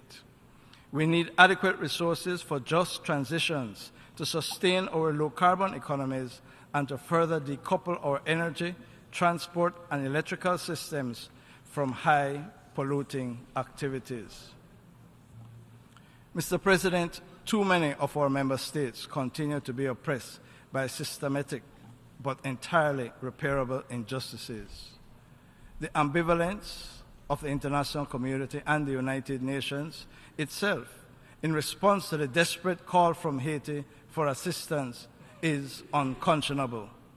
The Haitian people are suffering from unimaginable violence, human rights violations, and a humanitarian disaster. The CARICOM Eminent Persons Group is working to facilitate political consensus building that will be essential for Haiti's recovery. A broad-based political compact is urgently needed to transition to constitutional governance. Belize commends the offer of Kenya to lead a multinational force to provide security assistance to Haiti. Mr. President, Belize will join the other CARICOM countries in contributing to the multinational force once the appropriate framework is in place. And we call for the full funding of the Haiti Humanitarian Response Plan and a strong Security Council resolution to support the mobilization of the multinational force. Time flies. Haiti can wait no longer. Belize repeats its call for the immediate lifting of the illegal, immoral, and unjust commercial, financial, and economic blockade imposed on Cuba. The designation of Cuba as a state sponsor of terrorism by the United States of America is evil and pernicious. We deplore it, we condemn it, and we call for its immediate removal. In the post-Cold War dispensation, the American policy has no other objective but to cruelly punish ordinary Cubans and stifle their sustainable development aspirations. Indeed, the increasing imposition of unilateral coercive measures against Venezuela and other developing countries is both illegal and a significant obstacle to development. Mr. President, for more than half a century, the international community and the United Nations have failed to deliver a peaceful and secure state for the Palestinian people. Consequently, the people of Palestine continue to suffer the indignities and illegal occupation and Israeli apartheid. I reiterate Belize's full support for the realization of an independent Palestinian state within its 1967 borders, with all attendant rights, including the recognition of East Jerusalem as its capital and the right of return. The continued exclusion of Taiwan from the international community is inconsistent with the realities of today's world. Taiwan is a vibrant democratic country with the willingness and capacity to contribute to addressing global challenges. Belize calls for Taiwan's full inclusion in the international system. Regrettably, Russia's war against Ukraine continues with devastating effects, especially on civilians. We condemn the attempts to redraw international borders by force. Mr. President, this war must end. The price is too high. It is time for peace. The international community must urgently right the wrongs unceasingly and unnecessarily perpetrated against these countries. Doing so would serve immeasurably toward rebuilding trust and solidarity among our community of nations. Mr. President, as Belize and Guatemala continue to pursue the peaceful, just, and final resolution of Guatemala's claim to Belizean territory before the International Court of Justice, illegal incursions by Guatemalans continue. Recently, Guatemalan military forces illegally entered Belizean waters and unlawfully removed Belizean flags placed on Belizean soil. Deforestation, cattle ranching, and cultivation of illegal drugs by Guatemalans continue in remote and protected areas of Belize. These activities are contrary to international law and good neighborliness. Concluding a Sarsoon protocol to avoid unnecessary incidents in our southern and maritime space remains outstanding but necessary. Mr. President, solidarity originates from the Latin solidum, meaning to hold a debt together. All the member states of these United Nations hold a debt together. A debt to each other, a debt to our planet, a debt to leave a better world for future generations. By rebuilding trust and solidarity, we can advance the robust international cooperation that is indispensable for rescuing people and planet. Mr. President, let me close by quoting the words of the father of our Belizean nation, the Right Honorable George Price. He said, and I quote, "Creation was not finished at the dawn of this earth, but creation continues, and we have a lot to do to make the world a better place." End of quote. I thank you very much. I thank the Minister for Foreign Affairs, Foreign Trade and Immigration of Belize. I now give the floor to His Excellency Osama Saleh Mohammed, Minister for Foreign Affairs of Eritrea. Should I read the red one? No. Oh. That is only for your information. Only the black. Yes. And this is the phonetic pronunciation of all the names. Oh, Saleh. Okay. Saleh.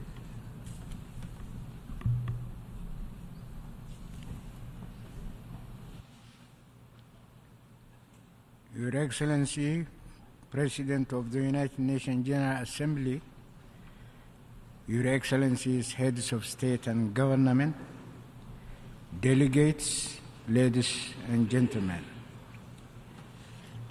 Allow me first to express my warmest congratulations to Your Excellency for your election as President of the current session of the United Nations General Assembly.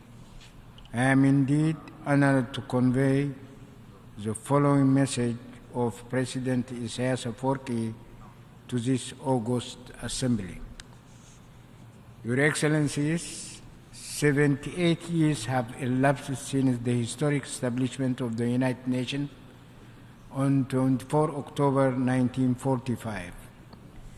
This historic event occurred on the ashes and aftermath of the Second World War, which had caused unprecedented loss of life and devastation to humanity.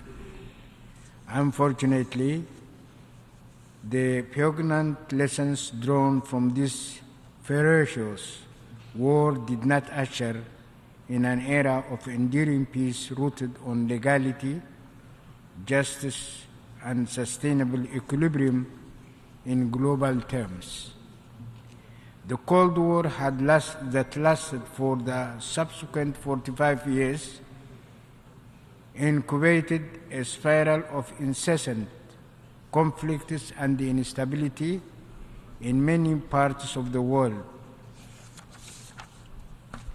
which all its detrimental consequences to enduring and inclusive prosperity.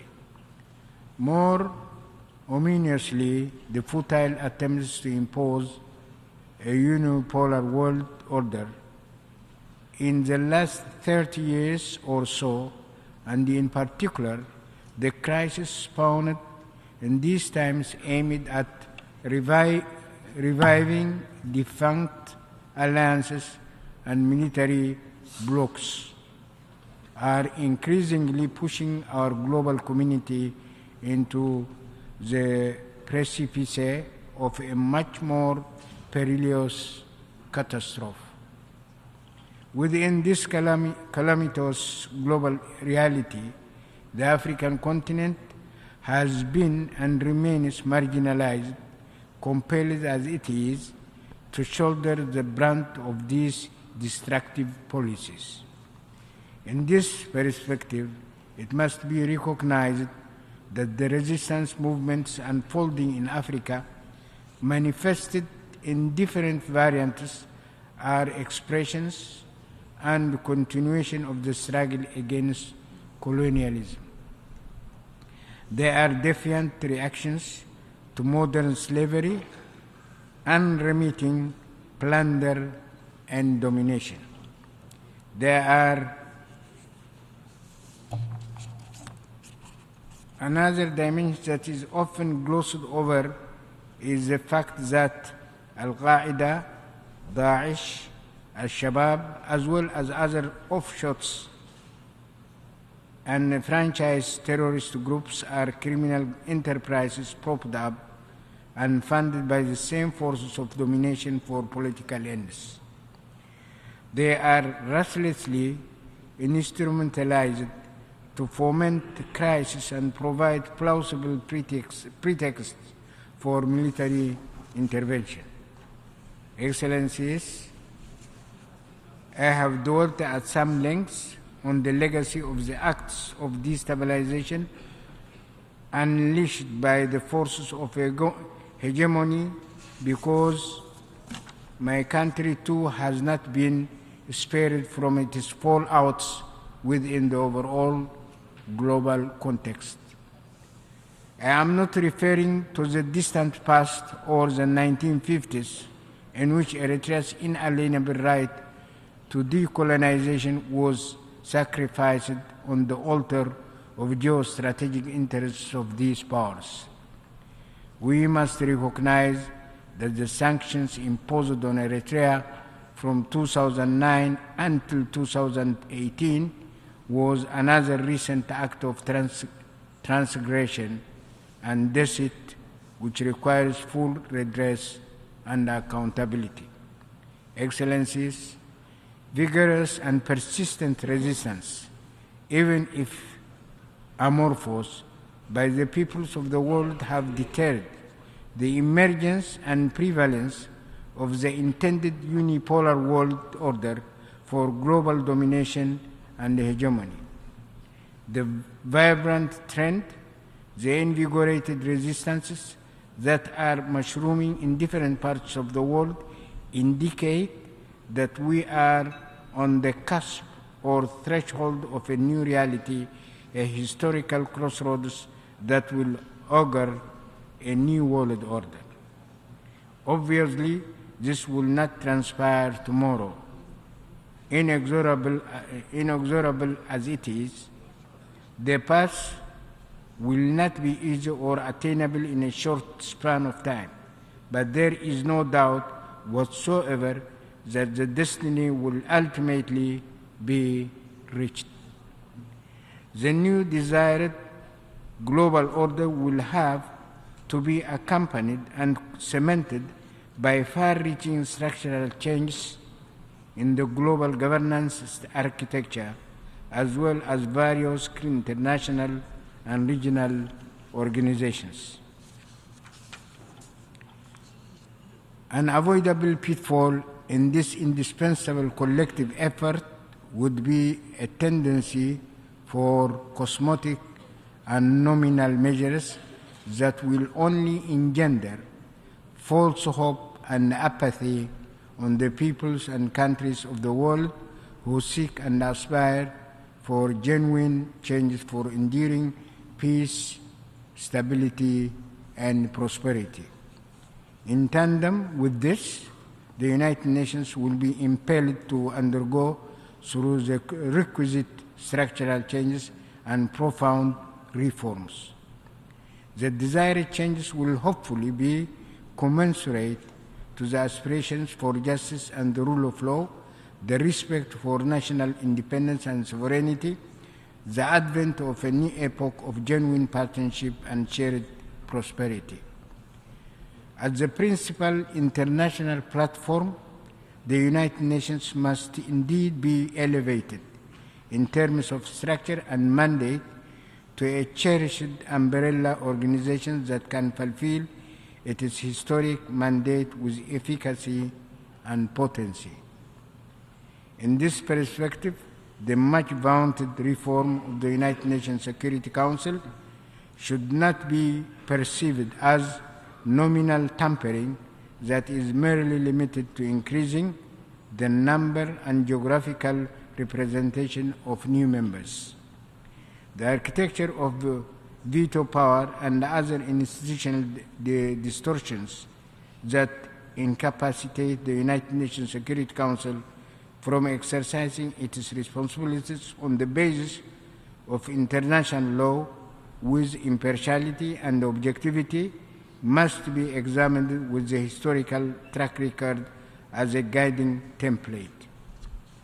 As Your Excellencies will agree with me, political horse trading and the misuse of United Nations Security Council membership to advance narrow national interests are not compatible with the solemn responsibility that they are entrusted with, and that are extremely stipulated in the United Nations Charter. The criterion of membership should not be confined to and determined by mere political and economic clout, population size, etc. Membership in the United Nations Security Council must reflect the wide spectrum of member states in the United Nations. In this spirit, we hope that the deliberations of the United Nations General Assembly this year and in the period ahead will examine these and other associated complex parameters in all their dimensions and depths. I thank you. Thank the Minister for Foreign Affairs of Eritrea. I now give the floor to His Excellency Ararat Mirzoyan, Minister for Foreign Affairs of Armenia.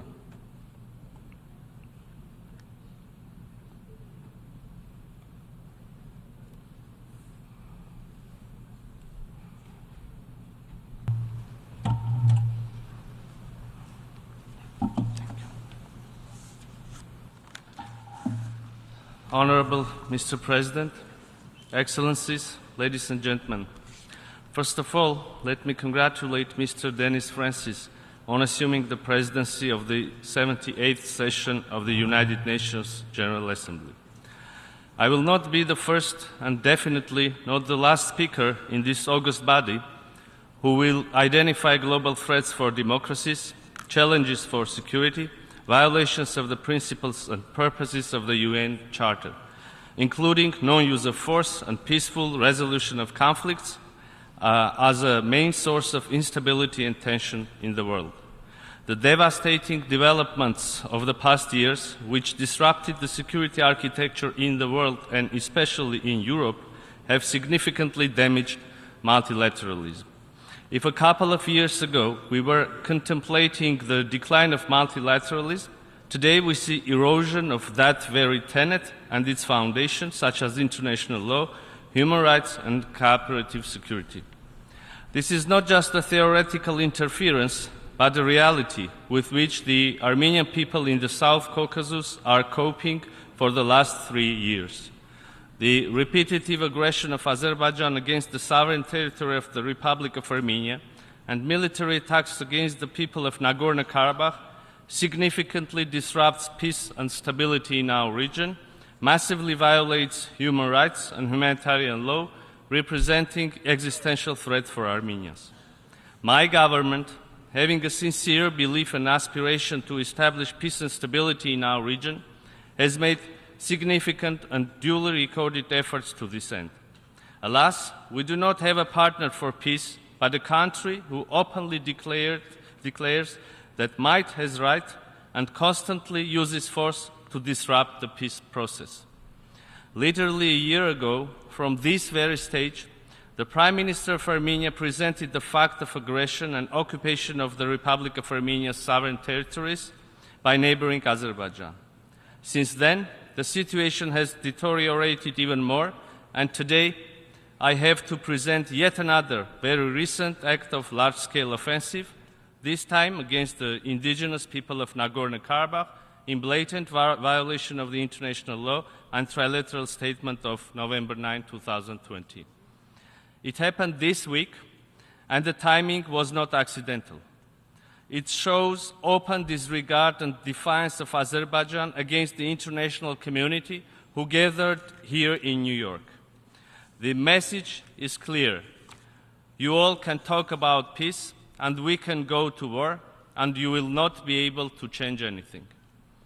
The 120,000 people whose sole aspiration is to live and create in peace and dignity in their ancestral homeland, and who have already been suffering under the 9-month blockade and siege by Azerbaijan, were subjected to military attack by tens of thousands of troops. In the course of this inhumane attack, the whole territory of Nagorno-Karabakh, Stepanakert, and other towns and settlements came under intense and indiscriminate shelling with heavy weaponry such as rockets, artillery, combat UAVs, aviation, including prohibited cluster munition. This atrocious large-scale offensive, which claimed hundreds of lives, including of women and children, was cynically defined as a local counter-terrorist operation. According to the recent information, there are confirmed cases of more than 200 killed and 400 wounded, including among civilian population, women and children, also accepted by the Azerbaijani Ministry of Foreign Affairs. The fate of hundreds of people is uncertain. As I speak today, 30% of the population of Nagorno-Karabakh is displaced. The entire population of Nagorno-Karabakh remains without any means of subsistence, as just limited humanitarian assistance has been able to enter into Nagorno-Karabakh. There is no food, no medicine, no shelter, no place to go,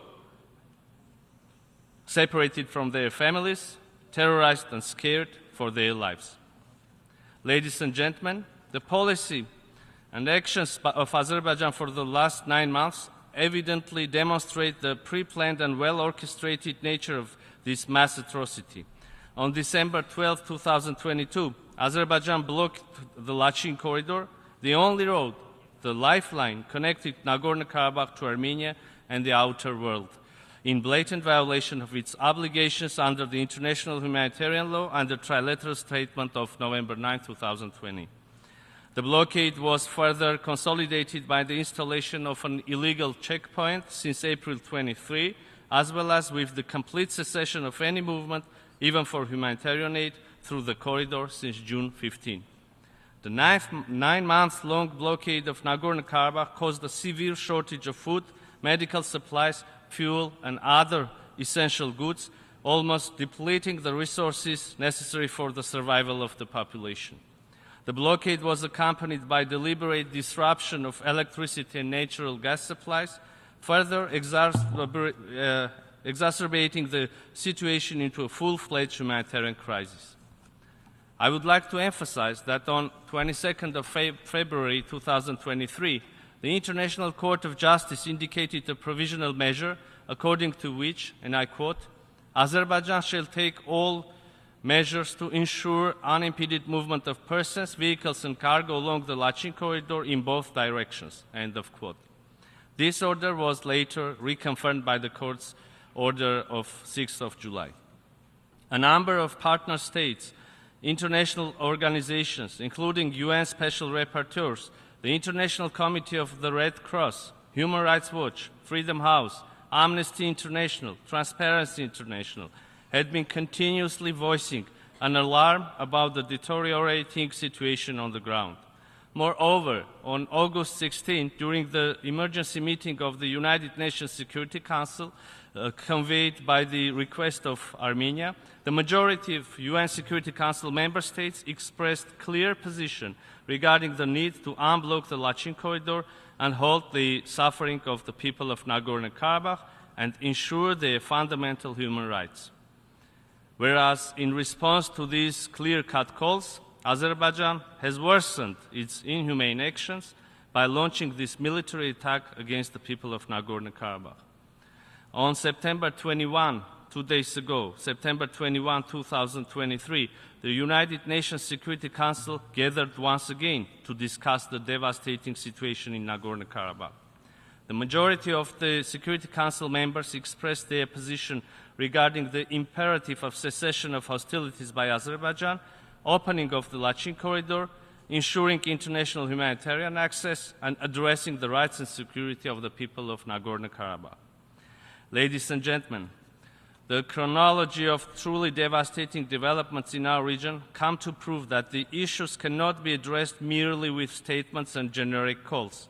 Armenia has repeatedly warned the international community about the need for concrete and practical actions, including the dispatching of a UN interagency needs assessment and fact-finding mission to Nagorno-Karabakh. But the international community, the United Nations, failed to come to the rescue of people for the last 9 months, 285 days.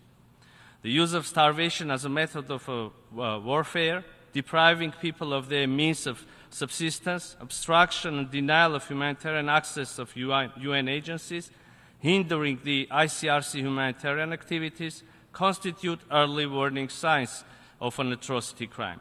A number of international human rights organizations, lawyers, genocide scholars, reputable independent experts, including the former ICC prosecutor and the former special advisor of the UN Secretary General on the prevention of genocide, have already characterized the situation on the ground in Nagorno-Karabakh as a risk of genocide. Just yesterday, the special advisor of the UN Secretary General on the prevention of genocide, Alice Nderito, stressed, and I quote, "Military action can only contribute to escalate what is already a tense situation and to put the civilian population in the area at risk of violence, including risk of genocide and related atrocity crimes. All efforts need to be made to prevent violence and sustain peace." End of quote. Let me draw your attention to the fact that after failure of preventing genocide in Rwanda, the United Nations managed to create mechanisms for prevention, thus making the never again a meaningful pledge. But today, we are at the brink of another failure.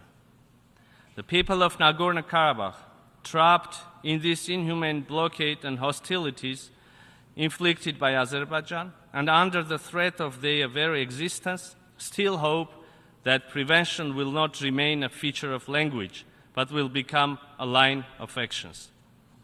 The claims that the United Nations is not present on the ground, so has no capacity to verify the situation, cannot be an excuse for inaction. The United Nations is a universal body which should stand with the victims of mass atrocity crimes all over the world, regardless of the status of territory, instead of delivering dismissive statements. We are hopeful that the international community, namely the United Nations, will demonstrate a strong political will to condemn the resumption of hostilities and targeting of civilian settlements and infrastructure, and demand full compliance with obligations under the international humanitarian law, including those related to the protection of civilians, in particular women and children, and critical civilian infrastructure. The international community should undertake all the efforts for an immediate deployment of an interagency mission by the United Nations to Nagorno-Karabakh with the aim to monitor and assess the human rights, humanitarian and security situation on the ground. The unimpeded access of the UN agencies and other international organizations to Nagorno-Karabakh, in line with the humanitarian principles, are an imperative. In this regard, we also stress the need to ensure full cooperation of the parties in good faith with the International Committee of Red Cross to address the consequences of the military attack, including the removal and identification of the bodies, search and rescue of missing personnel and civilians, release of prisoners of war, safe and unimpeded delivery of humanitarian assistance in strict compliance with the international humanitarian law.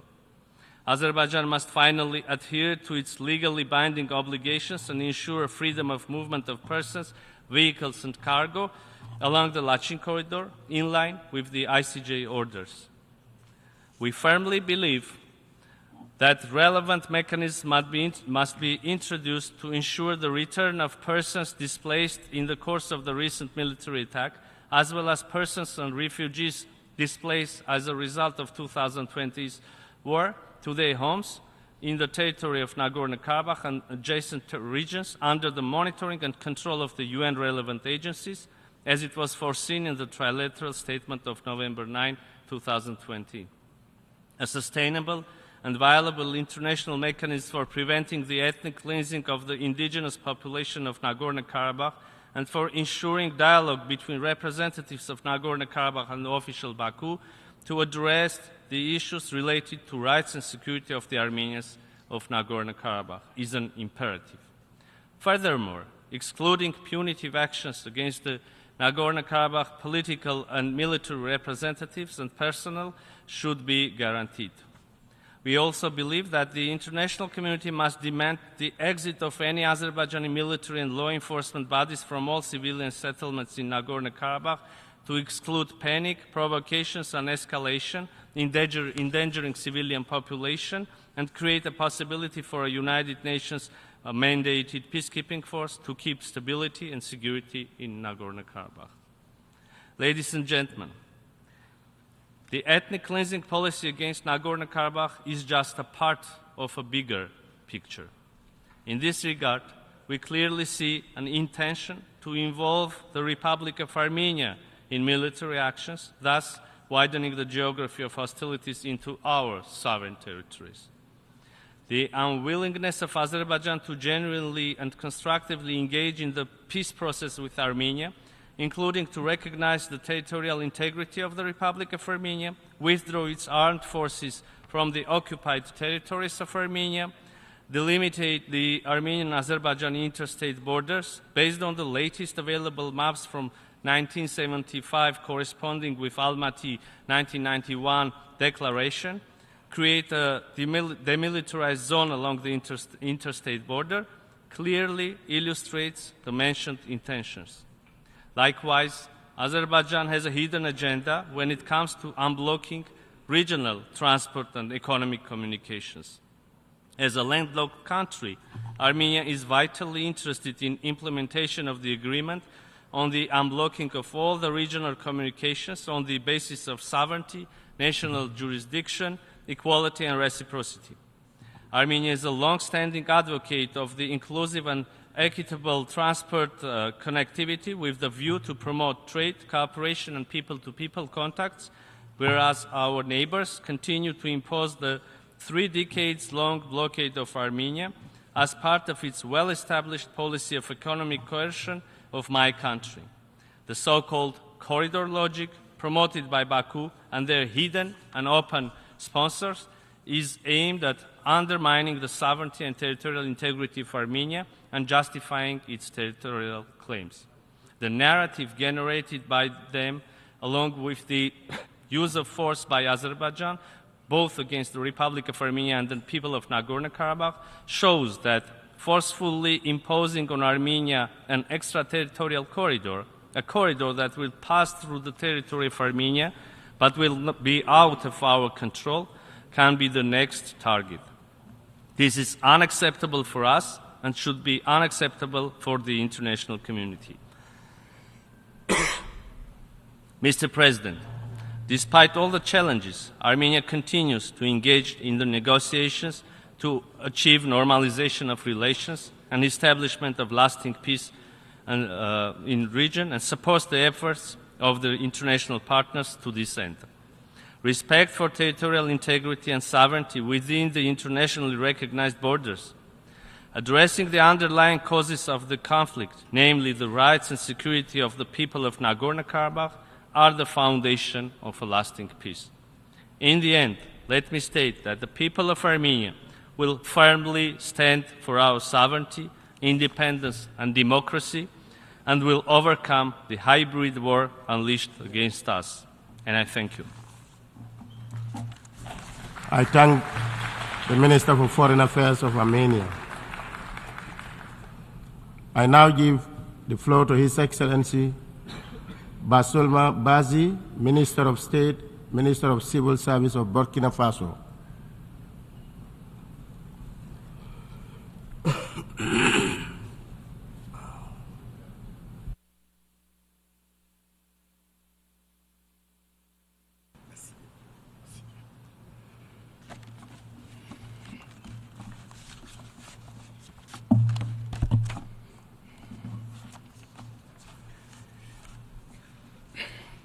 Excellences, Monsieur le Président de la 78e session de l'Assemblée générale des Nations unies, Excellences, Monsieur le Secrétaire général de l'Organisation des Nations unies, distinguées personnalités. Au nom de son Excellence, le capitaine Ibrahim Traoré, président de la transition, chef de l'État, recevez les salutations fraternelles du peuple et du gouvernement du Burkina Faso. Au nom du peuple burkinabé, je m'incline respectueusement sur la mémoire des grands leaders dans le monde qui ont fait rêver et espérer d'une société humaine juste et équitable à travers leur engagement, détermination et esprit de sacrifice.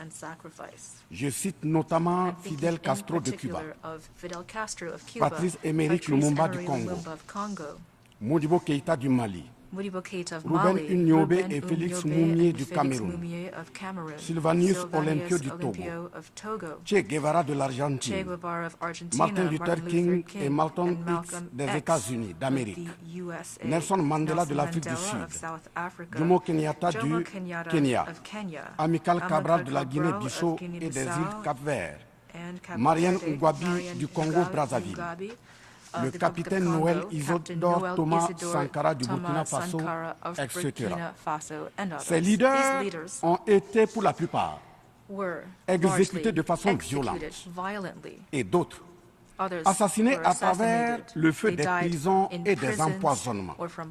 Leur seul crime a été pour chacun d'eux l'incarnation des rêves, des ambitions, de l'espoir des peuples meurtris, violés, violentés et pillés. Monsieur le Président, ma présence à cette tribune honorable des Nations Unies, au nom du Burkina Faso, pays des hommes intègres, n'est pas pour ériger des murs de lamentation. Je ne suis non plus pas là pour vous livrer un discours de convenance, mais j'ai été plutôt mandaté en sacrifice pour vous dire que le mensonge d'État, l'hypocrisie diplomatique, la boulimie du pouvoir, la recherche effrénée du gain, l'esprit démoniaque de domination et d'exploitation de l'homme par l'homme sont les vrais plaies qui gangrènent notre vivre ensemble et font courir toute la société à sa perte, y compris donc notre organisation, l'ONU. Son Excellence, M. Antonio Guterres, secrétaire général de l'Organisation des Nations Unies, Son Excellence, M. Joe Biden, président des États-Unis, Son Excellence, M. Denis Francis, représentant permanent de la Trinité et Tobago auprès des Nations Unies, élu président de la 78e session de l'Assemblée générale. Son Excellence, M. Luis Inácio Lula da Silva, président de la République fédérative du Brésil.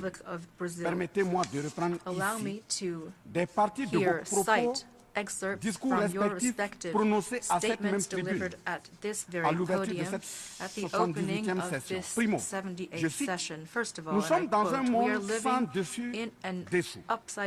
Des cadavres jonchent les plages où des milliardaires se prélassent. Pour la deuxième personnalité, je cite, nous sommes à la croisée des chemins. Nous avons une cause commune, à savoir léguer à nos enfants un monde avec un bon climat social. Fin de citation. Pour la troisième personnalité, je cite, malgré les difficultés, nous pouvons nous en sortir. Ce ne sont pas les capacités qui manquent, mais la volonté politique. Sinon, nous pouvons apporter le progrès et la paix pour tous. Fin de citation. Pour la quatrième personnalité, je cite, il y a dissonance entre les discours et les pratiques, les faits. Le Conseil de sécurité de l'ONU est paralysé. L'ONU doit assumer ses fonctions d'un monde solidaire et équitable, conformément aux principes édictés dans la Charte. Cela suppose qu'on ait le courage de lutter contre les inégalités. Fin de citation.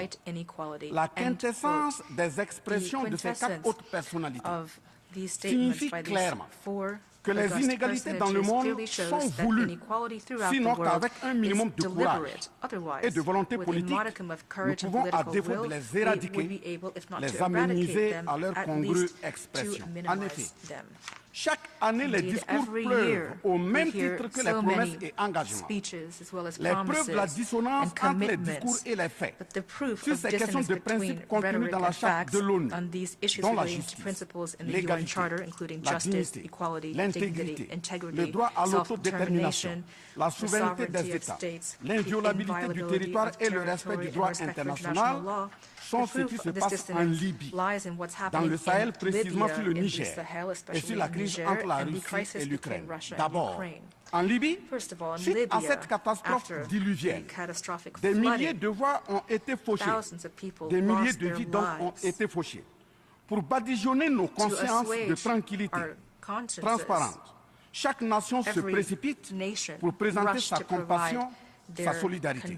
C'est certes pour donner l'impression que nous vivons en société et que nous défendons des valeurs. L'honnêteté intellectuelle le recommande et l'histoire des consciences nous reflète que nous devons présenter nos sincères excuses au peuple libyen pour avoir été, collectivement et individuellement, par passivité condamnable ou par complicité active et inacceptable, aux côtés des bourreaux qui ont été la première catastrophe anthropique en Libye. C'est cette catastrophe qui a mis la Libye à genoux en la saccageant et tuant son guide avant que les eaux de déluge ne viennent l'endeuiller davantage. Et malheureusement, à la tête de cette catastrophe humaine était l'ONU sous la résolution 1970 et le silence coupable, voire la complicité de la CEDEAO et de l'Union africaine.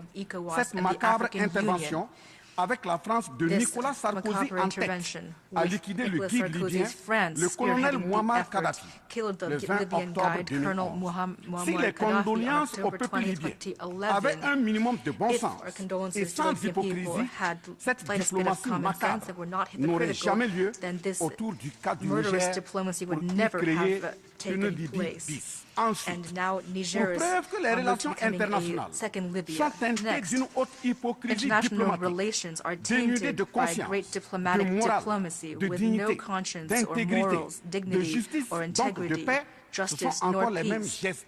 And this is proven because there is a clear hunger for devouring prey.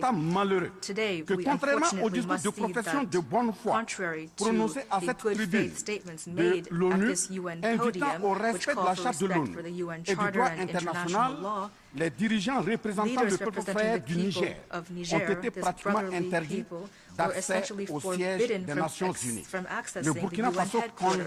Burkina Faso strongly condemns this underhanded maneuver, which seems to belong to the practices of the past. And this can only be explained by a loss of essential value needed for any harmonious life in society. The UN should never be used as an instrument in the hands of any country. Pan-Africanist leaders who fought for African unity, our grandparents who fell in dignity, shot by the colonialists, these great sons of Africa who sacrificed themselves for the honor of their continent, who fought fiercely against the slave trade and neocolonialism. All of them have had their eternal rest disturbed when they heard that a handful of exiles, African exiles, are holding Niger hostage. Yes, dear African continent, just a handful of your children have decided to humiliate you through the shameless lies of a state, starting with Niger. And therefore, I issue a sincere and solemn appeal to the people of Senegal, Benin, Niger, Ghana, Chad, Cote d'Ivoire, Guinea-Bissau, and all the people of Africa to stand up in fraternity and solidarity in Africa in order to prevent the imperialists from setting fire to Niger as they did in Libya. President, Secretary General, distinguished participants, at this podium in the UN and before the entire world, I insist that ECOWAS, the African Union, and the UN must become true organizations of peoples instead of structures used by a minority of heads of state.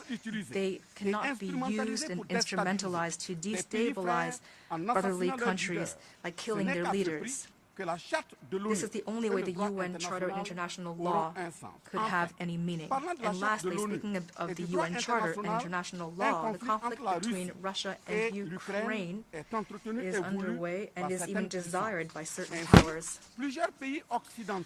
And several Western countries, especially the US and the European Union, have provided all forms of military support to this conflict. The Ukrainian civilian population are used as volunteers, and some of them are piloting tanks. They're treated as patriots in this war. Mali, Niger, and Burkina Faso are dealing with a war that was imposed upon them by imperialism under the pretext of terrorists.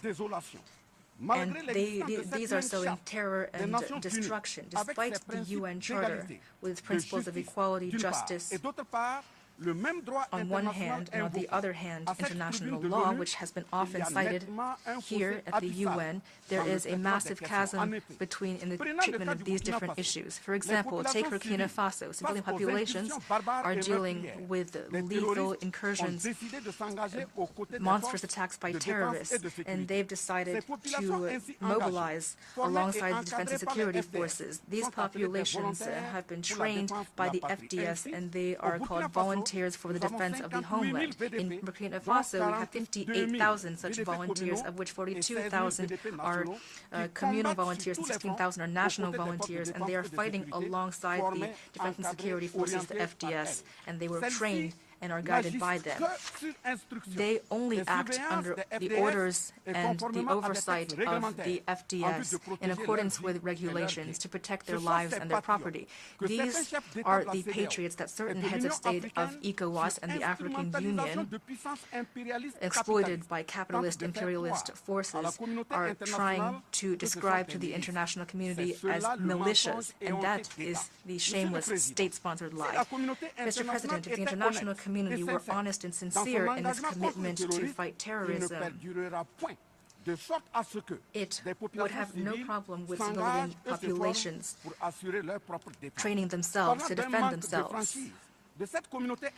There is a clear lack of honesty in the international community. Here are a few examples. First of all, when Mali, Burkina Faso, Niger, and other countries organized along their common borders by pooling their forces to combat terrorism, France came out of nowhere to impose its instruments, that is G5 Sahel. Today, ECOWAS suddenly has established an intervention force to re-establish democracies. It announced a contribution of $2 billion. And from the creation of this G5 Sahel until its dissolution, ECOWAS was only able to allocate $25 million. So, can they be really said to take seriously the defense of human lives as laid out in the Declaration of Human Rights and Peoples? Secondly, Burkina Faso is experiencing cynical sanctions after the coup d'etat on September 30th, 2022. This so-called international community, led by France, which is used as its lackeys in Africa, tried to nominate a prime minister of Burkina Faso, but in vain. Then they tried to impose various ministers and strategic posts within the government of my country, again in vain. And lastly, they negotiated the continuing relations so that Captain Ibrahim Traoré would implement their will. This was their prerequisite for his being in power. But he refused this in the name of the higher interest of his people, and as a result, an avalanche of repressive measures, threats, and attempted coups d'etats was unleashed upon him. These are immoral maneuvers concocted in criminal laboratories, and unfortunately, all of these macabre maneuvers were led by puppet leaders of African countries. And that's the case for this famous Accra initiative. Even that was not able to last for long. Thirdly, in addition to cutting off aid and other problems with our FDS, we are seeing a blockade on material equipment for us, again led by France. For example, for the important air defense equipment needed to control and defend our territory, we had a contract with Brazil, and the weapons license was supposed to come from Belgium, and the navigation and firing system, as well as the video camera, was supposed to come from the U.S., and motor was supposed to come, engine was supposed to come from Canada. But this equipment was all cynically blocked. We talk about defending human rights at the UN, so therefore I ask you to deliver to us our weapons that we need to defend and protect our peoples who are being killed. In any case, I am solemnly informing you of this, and if nothing is done, history will hold you responsible for failing to assist people in danger. Distinguished Secretary General, President of the General Assembly, members of the international community. The international community has failed to assist states attacked by terrorism. There's been international hypocrisy, and certain powers dominate the UN. They are complicit in pillaging Africa. Shouldn't this international community be brought before the International Criminal Court for all this? Our security must be assured by us ourselves, first and foremost, not by anyone else. When it comes to the Wagner presence in Burkina Faso, which has been covered by a puppet press controlled by France, I would respond that it's our brave FDS that is defending our homeland. Consequently, from this high tribune of the United Nations that magnifies the sacrifice of my country on behalf of national interest, I here applaud the memory of all those who fell due to weapons, magnifying the courage and integrity of those who are still alive, inexorably sacrificing for victory for our people and safeguarding our country.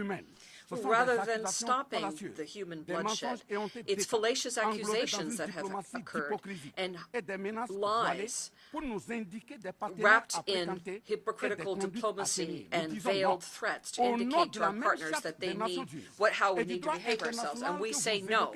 On behalf of the United Nations Charter itself and international law that you ways to defend yourselves, and here in this tribune, the African peoples and those of the Sahel, and specifically, are resolutely committed to fully assuming their full emancipation for true social progress. And thus, Burkina Faso will work with its partners that it wants to work with in a sovereign manner and buy from who it wants and defend how it wants. The fact that a country called Russia, Iran, Turkey, Azerbaijan, Cuba, Nicaragua, North Korea, or Burkina Faso can buy and sell their goods freely without any intermediary, without any authorization from anyone, no matter what happens. Mr. President and Secretary General, let's talk about hypocrisy, and let's talk about state lies in this issue of fighting terrorism, generally speaking, in the Sahel specifically. Perhaps you don't ignore what I'm about to say, but let me lay out my arguments. First, in the Sahel, we have some 10,000 soldiers, armed soldiers, that are foreign soldiers. Most of them are French soldiers, but there are also American soldiers, Germans, Italian, etc. They have weapons. They have flying equipment. They have surveillance equipment, which is the most sophisticated in the world. And yet, they don't see the hundreds of terrorists that are moving around in order to serve death and desolation, often with unimaginable weapons at their side. In Mali, in Niger, in Burkina Faso, there is no factory to manufacture weapons nor munitions. So, who is recruiting these terrorists? Who is training them? Who is providing them with weapons? Who feeds them, and with what means? Do you believe in this philanthropy on behalf of whom the Westerners have sent their armies to the Sahel to die for our beautiful blue eyes? Well, if you believe that, then what justifies the diplomatic irritation and other gesticulation of France when we told them to skedaddle with their armies? The real reason is really about the resources that are underground in the Sahel. Indeed, the National French Assembly voted and enacted Law 057 of 10 January of 1957, which then appeared in the official journal of the French Republic of January 1957, which led to the creation of the Common Organization of the Saharan Region, the OCRS, which brought together the parties of Mali, Burkina Faso, Niger, Mauritania, Algeria, etc. This zone is unparalleled in the world in terms of wealth underground. For example, the water table, the most significant water table in the world, goes from Mauritania to Somalia and goes through Mali, Algeria, Libya, Niger, etc. The newspaper Le Monde in July 1957 put forth a figure of 6 to 7 million tons of oil found below our soil, potentially in the Sahara, in addition to the natural resources that we also have, such as uranium, gold, cobalt, zinc, diamonds, lithium, copper, etc. You, the Westerners, you so much love the Sahel people, so much that you bring your military and your armies to die in the name of democracy, in the name of freedom and human rights and peace. Then why is it that an African continent with some 1.3 billion people and the second largest continent of the world in terms of people, with a number that the interpreter cannot figure out of the number of square kilometers, and 54 states, has no permanent seat within the Security Council, such a huge continent with so many people, and no right of veto. How do you justify that? Does that not go beyond a state crime? Is it not beyond a crime of the UN that is happening? So let's stop with the diplomatic lying, the gross lies, which basically involves imperialist powers coming to the Sahel to defend quote-unquote democracy and human rights. And let's talk about human rights for a minute. Let's remind ourselves here, the first charter in the world on the issue of human rights was the Kurokan Fuga in Mali in 1236. That was the first document that addressed that. Now let's go to the second issue, which is Africa does not like to compare deaths. That would be ill-mannered on our part to do so. So I will respectfully bow to the memory of all nationalities of people who lost their lives in Africa and in the Sahel specifically. But if we look at the hazards that are involved, and we look at the unfortunate and condescending attitude of the President of the French Republic, Emmanuel Macron, often who verges on the ridiculous while glorifying a hypothetical condescension vis-à-vis African people. And I have to impose on myself here the duty of giving him a little lesson on history, on his own history, because this is why your classrooms are full of children that are learning their lessons well and growing up. In other words, turn to this story at the risk of losing the real story forever. But let me clarify here that no African people is opposed to the French people. There's no anti-French sentiment in Africa, nor is there any issue with our legendary hospitality and our love of our neighbors. Rather, the African people refuse the condescendence, the arrogance, the insolence, the sufficiency, the paternal attitude, the looting of our resources, and organized crime. That's our problem. Indeed, for your memory, Mr. Emmanuel Macron, first, let me remind you here that through the BBC in England on the 14th of June 1940, an appeal was launched by your own grandfather, General de Gaulle, to Africa to come and save France from the grip of the Nazis. Let me remind you, 17,000 Malians died during the two world wars. This is a blood debt that France has hidden. And if we look at the book of Bakary Camien, the professor of the University of Sorbonne in France, says, and in that same document, in page 345, there's a table that looks at the war and the loss of lives in the two wars. People from Mali, Burkina Faso, and Nigeria, over 82,000 fallen soldiers from those countries in those wars, and over 154,000 soldiers. And this is from a French source, a book by Henri Léger, Report on the End of the AOF Mission from 1950. It was published. And this is in the archives of Senegal. Please see Annex 5. Now, moving on to the next argument. The 17th of November 1986, François Mitterrand, the French president at the time, in response to Captain Sankara said, and I quote, "Africa was looted, and here I'm talking about raw materials. I should have talked about people. For centuries, we exploited you at a human level.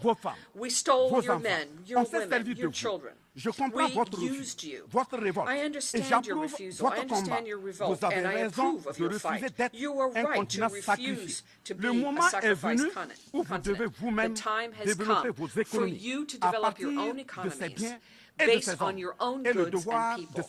And the duty of these countries who abusively used you and used African labor, their duty is to restore to Africa what was taken from them over the last few centuries." End of quote. Indeed, Africa was always openly looted and pillaged, but still there is a great deal of wealth in our continent, of people and mineral resources. By way of proof, let's talk about mineral resources. Africa has 30% of the worldwide mineral reserves, 40% of gold reserves, 33% of diamond reserve, 80% of coltan reserve used for telephones, 60% of cobalt reserves for batteries, 55% of uranium reserves. So it's for the defense of this Africa that the young people of Africa stand more than ever. Mr. Macron, do you still need a little bit of history in order to remember?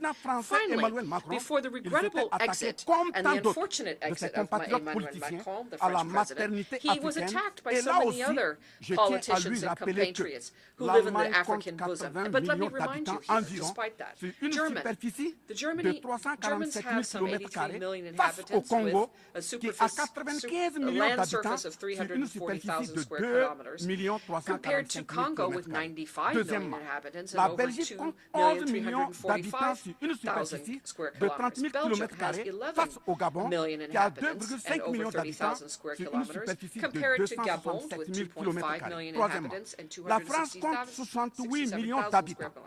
France now has 68 million inhabitants and over 672,000 square kilometers, compared to Namibia with 2.5 million inhabitants and 825,000 square kilometers. So all of this clearly shows l'Afrique est le seul continent au monde où les populations chantent et dansent et applaudissent pour ceux qui les appauvrissent, les affament et les torturent. Le malheur de l'Afrique, c'est d'avoir rencontré la France. C'est que l'Occident a violenté, volé et violé l'Afrique. Quelle est notre part de responsabilité en tant que dirigeants africains? So what is our share of the responsibility in all of this as African leaders? Is it not us, the African leaders, who have abandoned our identity? Our names have disappeared in order to make way for other names that do not match our realities. We need to reconquer our own culture and take ownership. And that's why today people try to make us believe that our values and our attitudes are not natural and are not part of freedom, and that there will never be a question of homosexuality for us.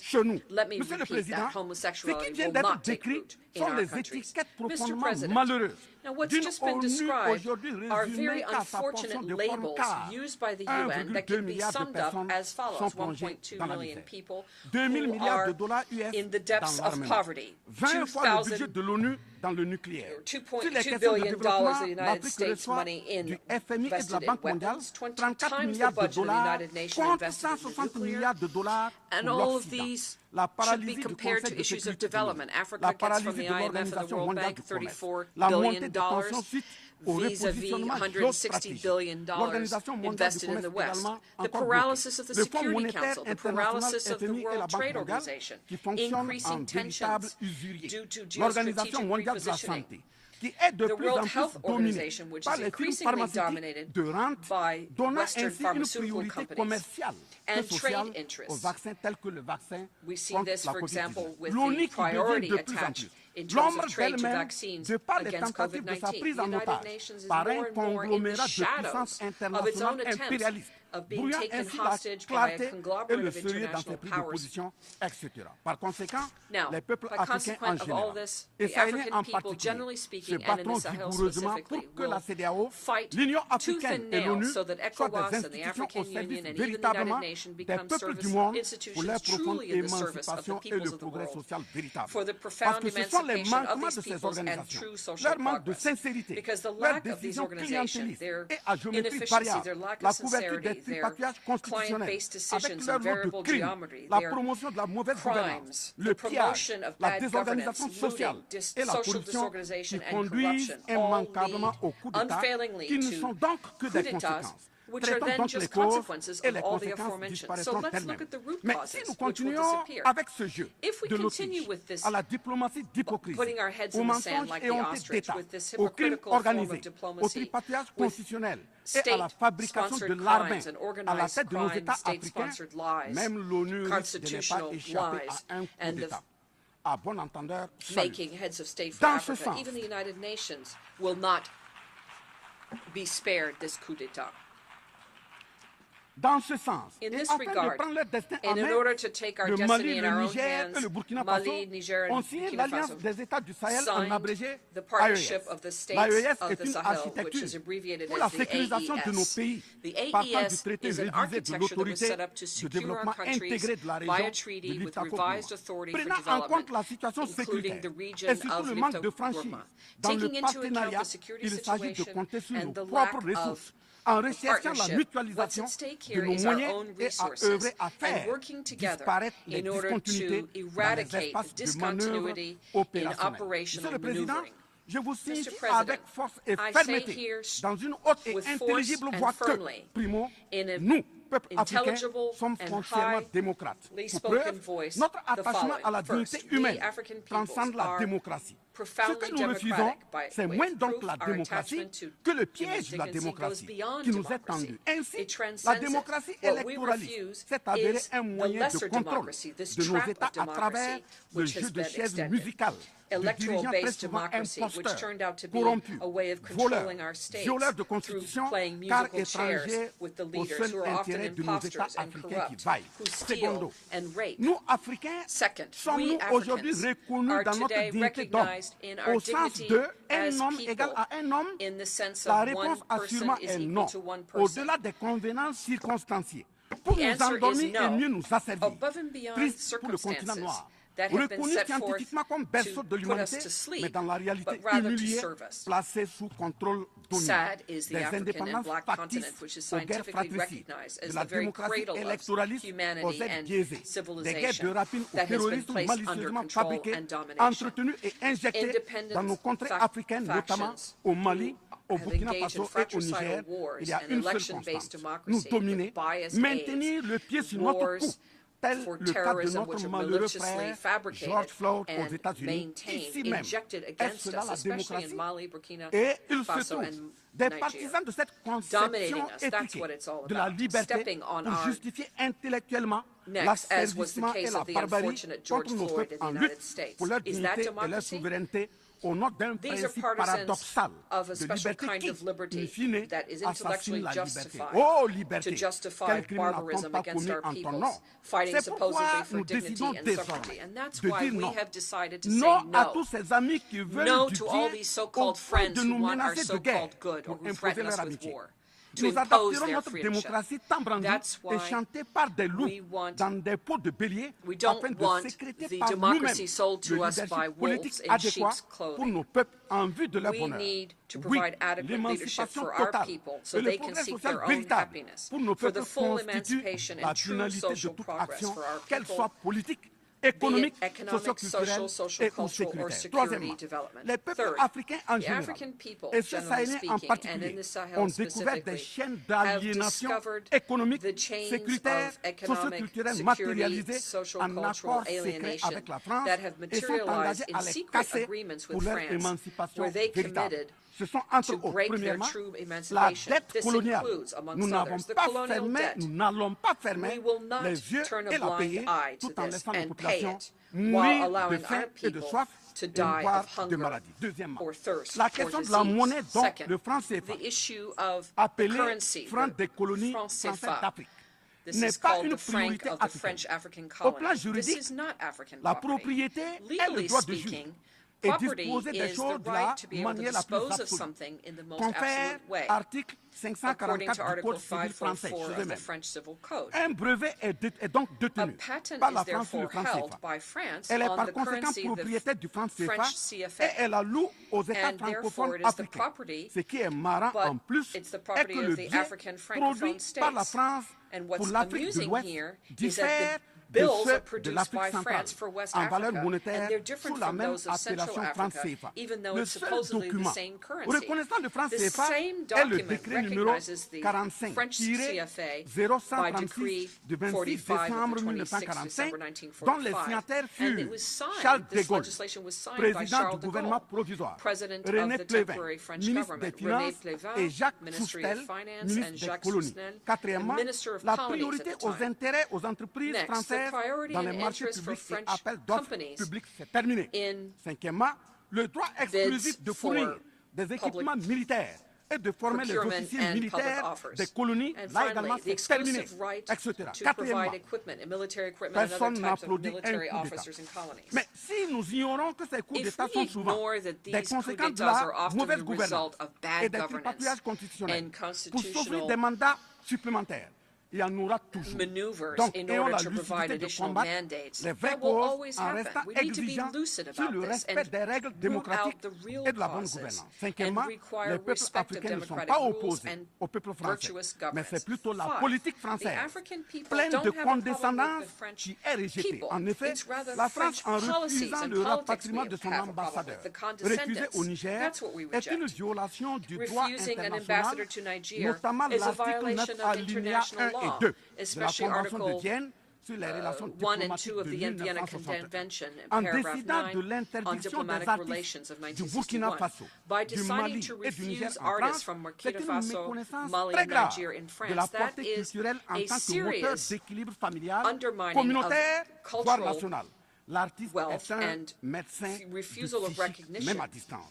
En déclarant qu'ils ne veulent pas de chômeurs, de migrants, de voleurs, etc. en France, nous en Afrique en général, et au Sahel en particulier, ce sont les producteurs de chômeurs et de voleurs via le pillage cynique de nos ressources que nous ne voulons pas. mais sincère reconnaissance au peuple du monde, à l'ensemble des personnalités à tous les niveaux dans le monde qui comprennent et accompagnent le Burkina Faso, le Mali et le Niger.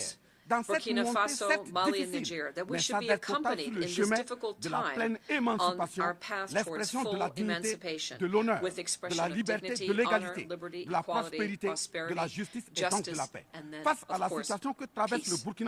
Given the situation currently in Burkina Faso, the Burkinabe government has implemented vigorous action to adopt a new development plan, the Action Plan for Stabilization and Development, with four main pillars of priorities. First, to fight terrorism and restore territorial integrity. Second, respond to the humanitarian crisis. 3, restore the state and improve governance. And finally, national reconciliation and social cohesion. These efforts are geared to providing the Burkinabe population with better living conditions while commending our partners who have accompanied us. We heartily invite them, those who still have a doubt or who might be tempted by the false content of reports on what is happening, we invite them to accompany us with the following conditions. Vive l'ONU, vive la 78e Long live the session, United Nations, vive les long peuples live this vive la 78th session of the solidarité General entre les Assembly, peuples, vive long l'Afrique live libre, the people who vive fight, l'Alliance des États long live d'Israël, solidarity, vive le long Burkina live Faso, free Africa, la patrie ou la long live mort, the states of the nous vaincrons. Sahel, Je vous remercie. long live until victory. I thank the Minister of State, Minister of Civil Service of Burkina Faso. I now give the floor to His Excellency Dato Erwan Pehbi Yusuf, Second Minister of Foreign Affairs of Brunei Darussalam.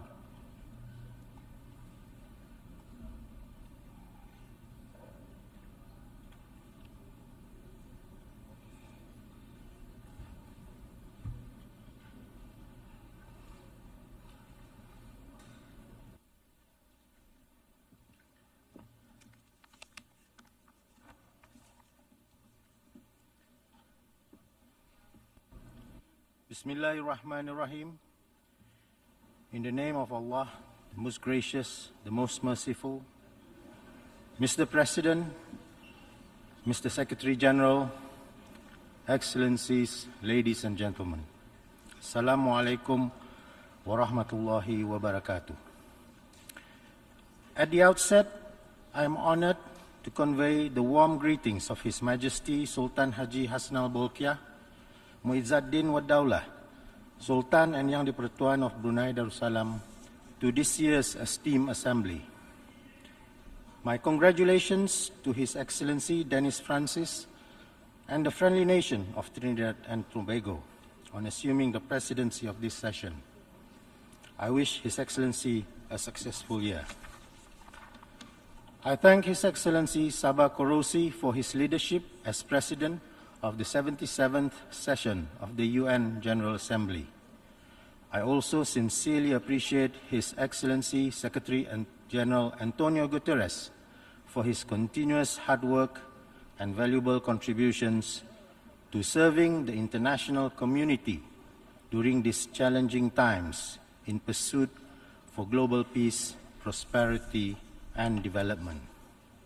Mr. President, as we have approached the midway point of the 2030 Agenda for Sustainable Development, this is an opportune time for reflection on our shared vision for a sustainable world and to undertake recalibrations in areas where more work is needed.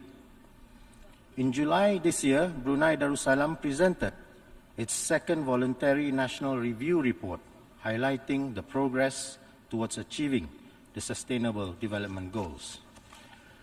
We have made significant strides and are on track across several goals in line with our national vision, Wawasan Brunei 2035, which aims to create a dynamic and sustainable economy with a high quality of life for all its citizens. However, like many other countries, we too face challenges, and for us, this was mainly in the area of reliable data collection. it has hindered monitoring and evaluating accurately the progress towards achieving the SDGs. Nonetheless, our country is actively working towards addressing this issue, including by working together more closely through our regional mechanisms, namely ASEAN. For example, ASEAN recently signed an agreement to officially launch the ASEAN Center for Climate Change in Brunei Darussalam.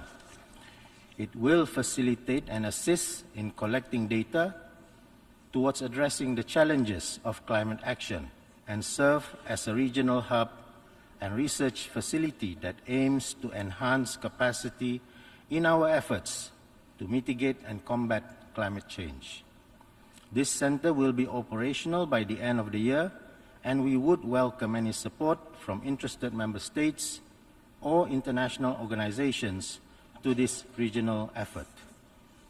Mr. President, the United Nations has always been and continues to play a central role in fostering collaboration, mobilizing resources, and coordinating international efforts to bring peace, development, and prosperity to all member states.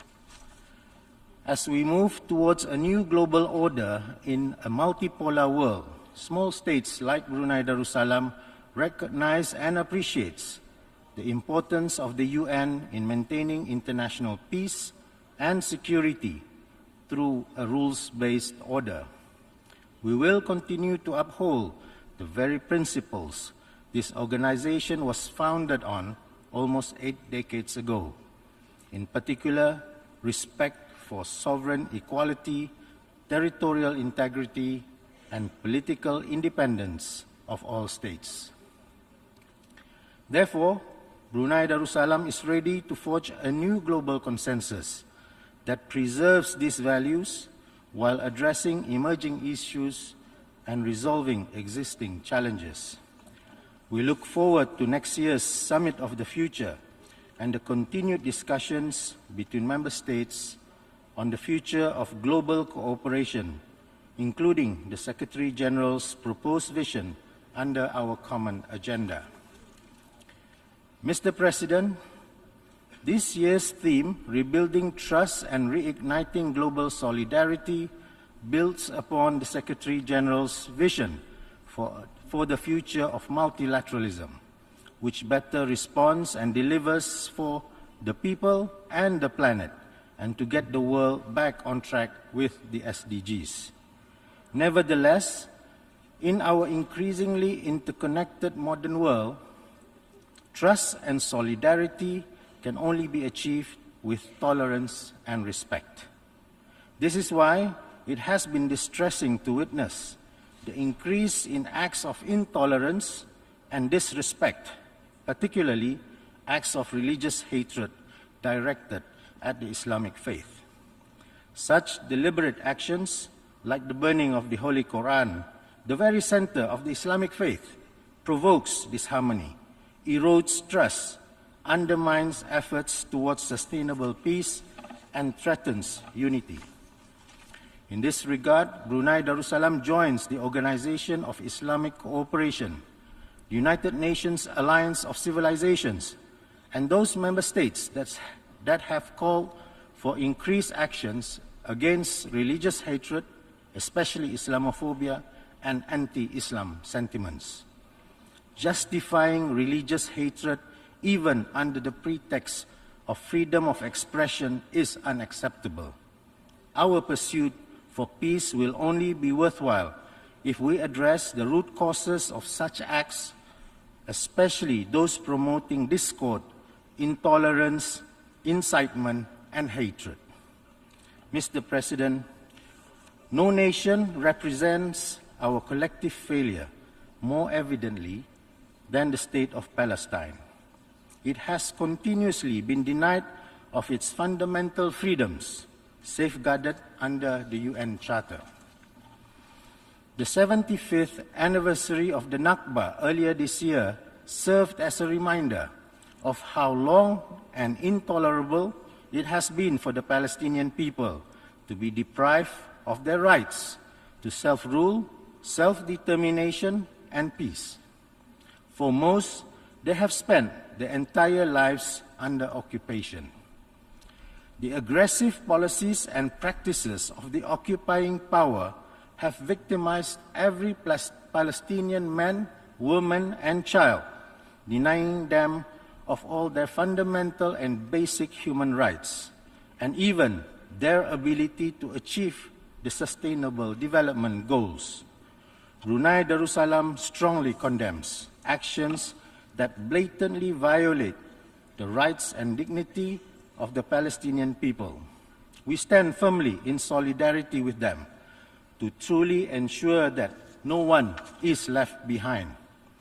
The UN must strengthen global solidarity in upholding its commitment to the two-state solution as the viable path towards a comprehensive and lasting peace in the Middle East. We reiterate our call for an independent state of Palestine based on pre-1967 borders with East Jerusalem as its capital.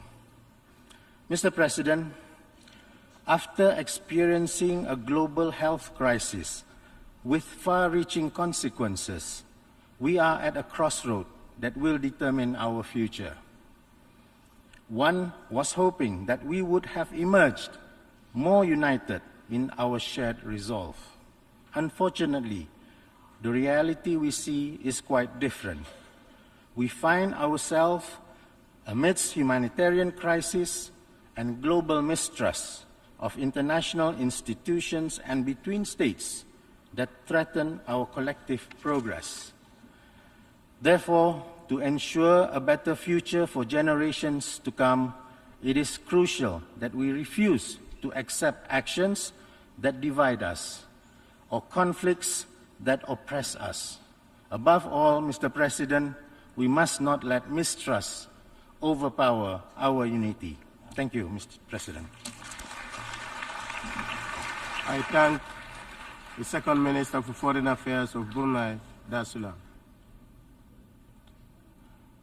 I now give the floor to His Excellency Van Gil Pinto, Minister of the People's Power for Foreign Affairs of the Bolivarian Republic of Venezuela.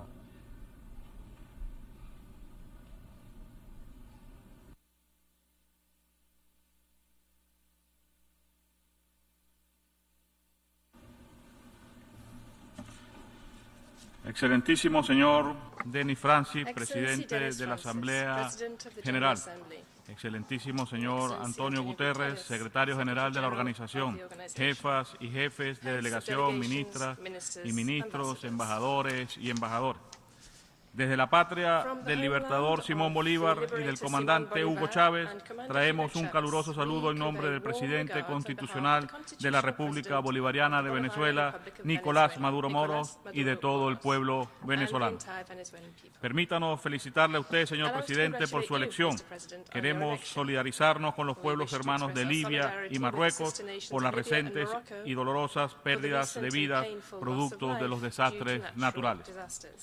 Señor presidente, a 78 años de aquel histórico momento en que la humanidad, habiendo derrotado al fascismo y al nazismo, se planteó la conformación de un espacio donde imperara el diálogo entre todos los estados, desde el cual pudiéramos edificar la estabilidad y la cooperación mundial sobre los pilares de la paz y la seguridad, de los derechos humanos y del desarrollo sostenible.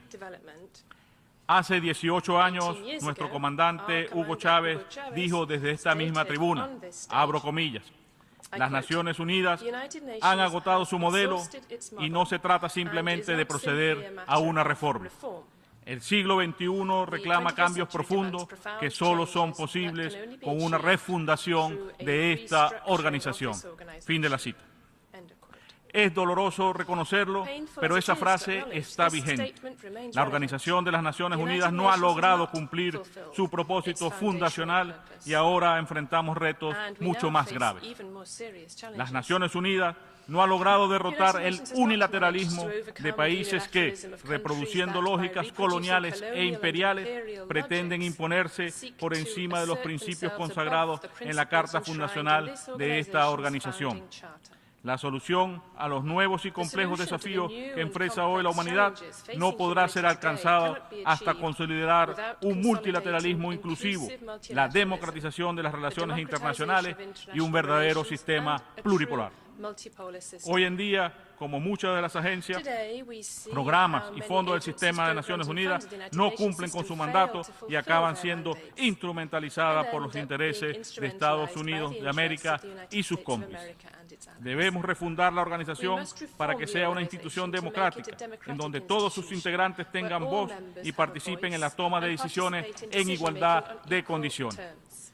Es fundamental retomar la práctica del consenso, incluyendo en esta Asamblea General, lo cual presupone poner fin a la mentalidad de suma cero y en su lugar propiciar una visión de ganar-ganar, que nos permita así dar respuesta de manera efectiva a los intereses colectivos a partir de la cooperación, la tolerancia y el entendimiento. Se hace igualmente necesario avanzar en la reforma del Consejo de Seguridad a fin de corregir los desequilibrios históricos y dar cabida a una mayor representatividad de nuestra madre África en este importante órgano. Naciones Unidas no puede continuar funcionando como lo está haciendo. ¿Cuántas resoluciones debe adoptar esta Asamblea General para que se ponga fin de una vez por todas al criminal bloqueo de nuestra hermana Cuba? ¿Cuántas más resoluciones debe aprobar esta Asamblea General o el propio Consejo de Seguridad, cuyas decisiones son jurídicamente vinculantes para que los derechos de Palestina sean verdaderamente respetados como Estado libre e independiente? Nos preguntamos, ¿cuántas otras cumbres serán necesarias para constatar el incumplimiento de los compromisos asumidos, particularmente en materia de desarrollo? ¿Cuánto más tiempo tendrá que pasar para darnos cuenta que bajo el actual sistema es imposible alcanzar esas metas que nos hemos propuesto? Desde el año 2000, cuando acordamos los extintos objetivos del desarrollo del milenio, han transcurrido no menos de 30 cumbres convocadas por la Organización de Naciones Unidas. Resulta vital avanzar sin más demora en lo relativo a la reforma de la arquitectura financiera internacional, incluyendo la gobernanza y los métodos de toma de decisión de las instituciones de Bretton Woods, las cuales responden a intereses de una minoría de países ricos que además las politizan para ejercer la presión y dominación sobre las naciones soberanas. La refundación de Naciones Unidas implica saldar la deuda histórica con la descolonización. Nuestros pueblos fueron víctimas de crímenes de la colonización y la esclavitud. Solo es posible un futuro justo si se alcanzan reparaciones para el reconocimiento, la justicia y el desarrollo de las poblaciones históricamente afectadas.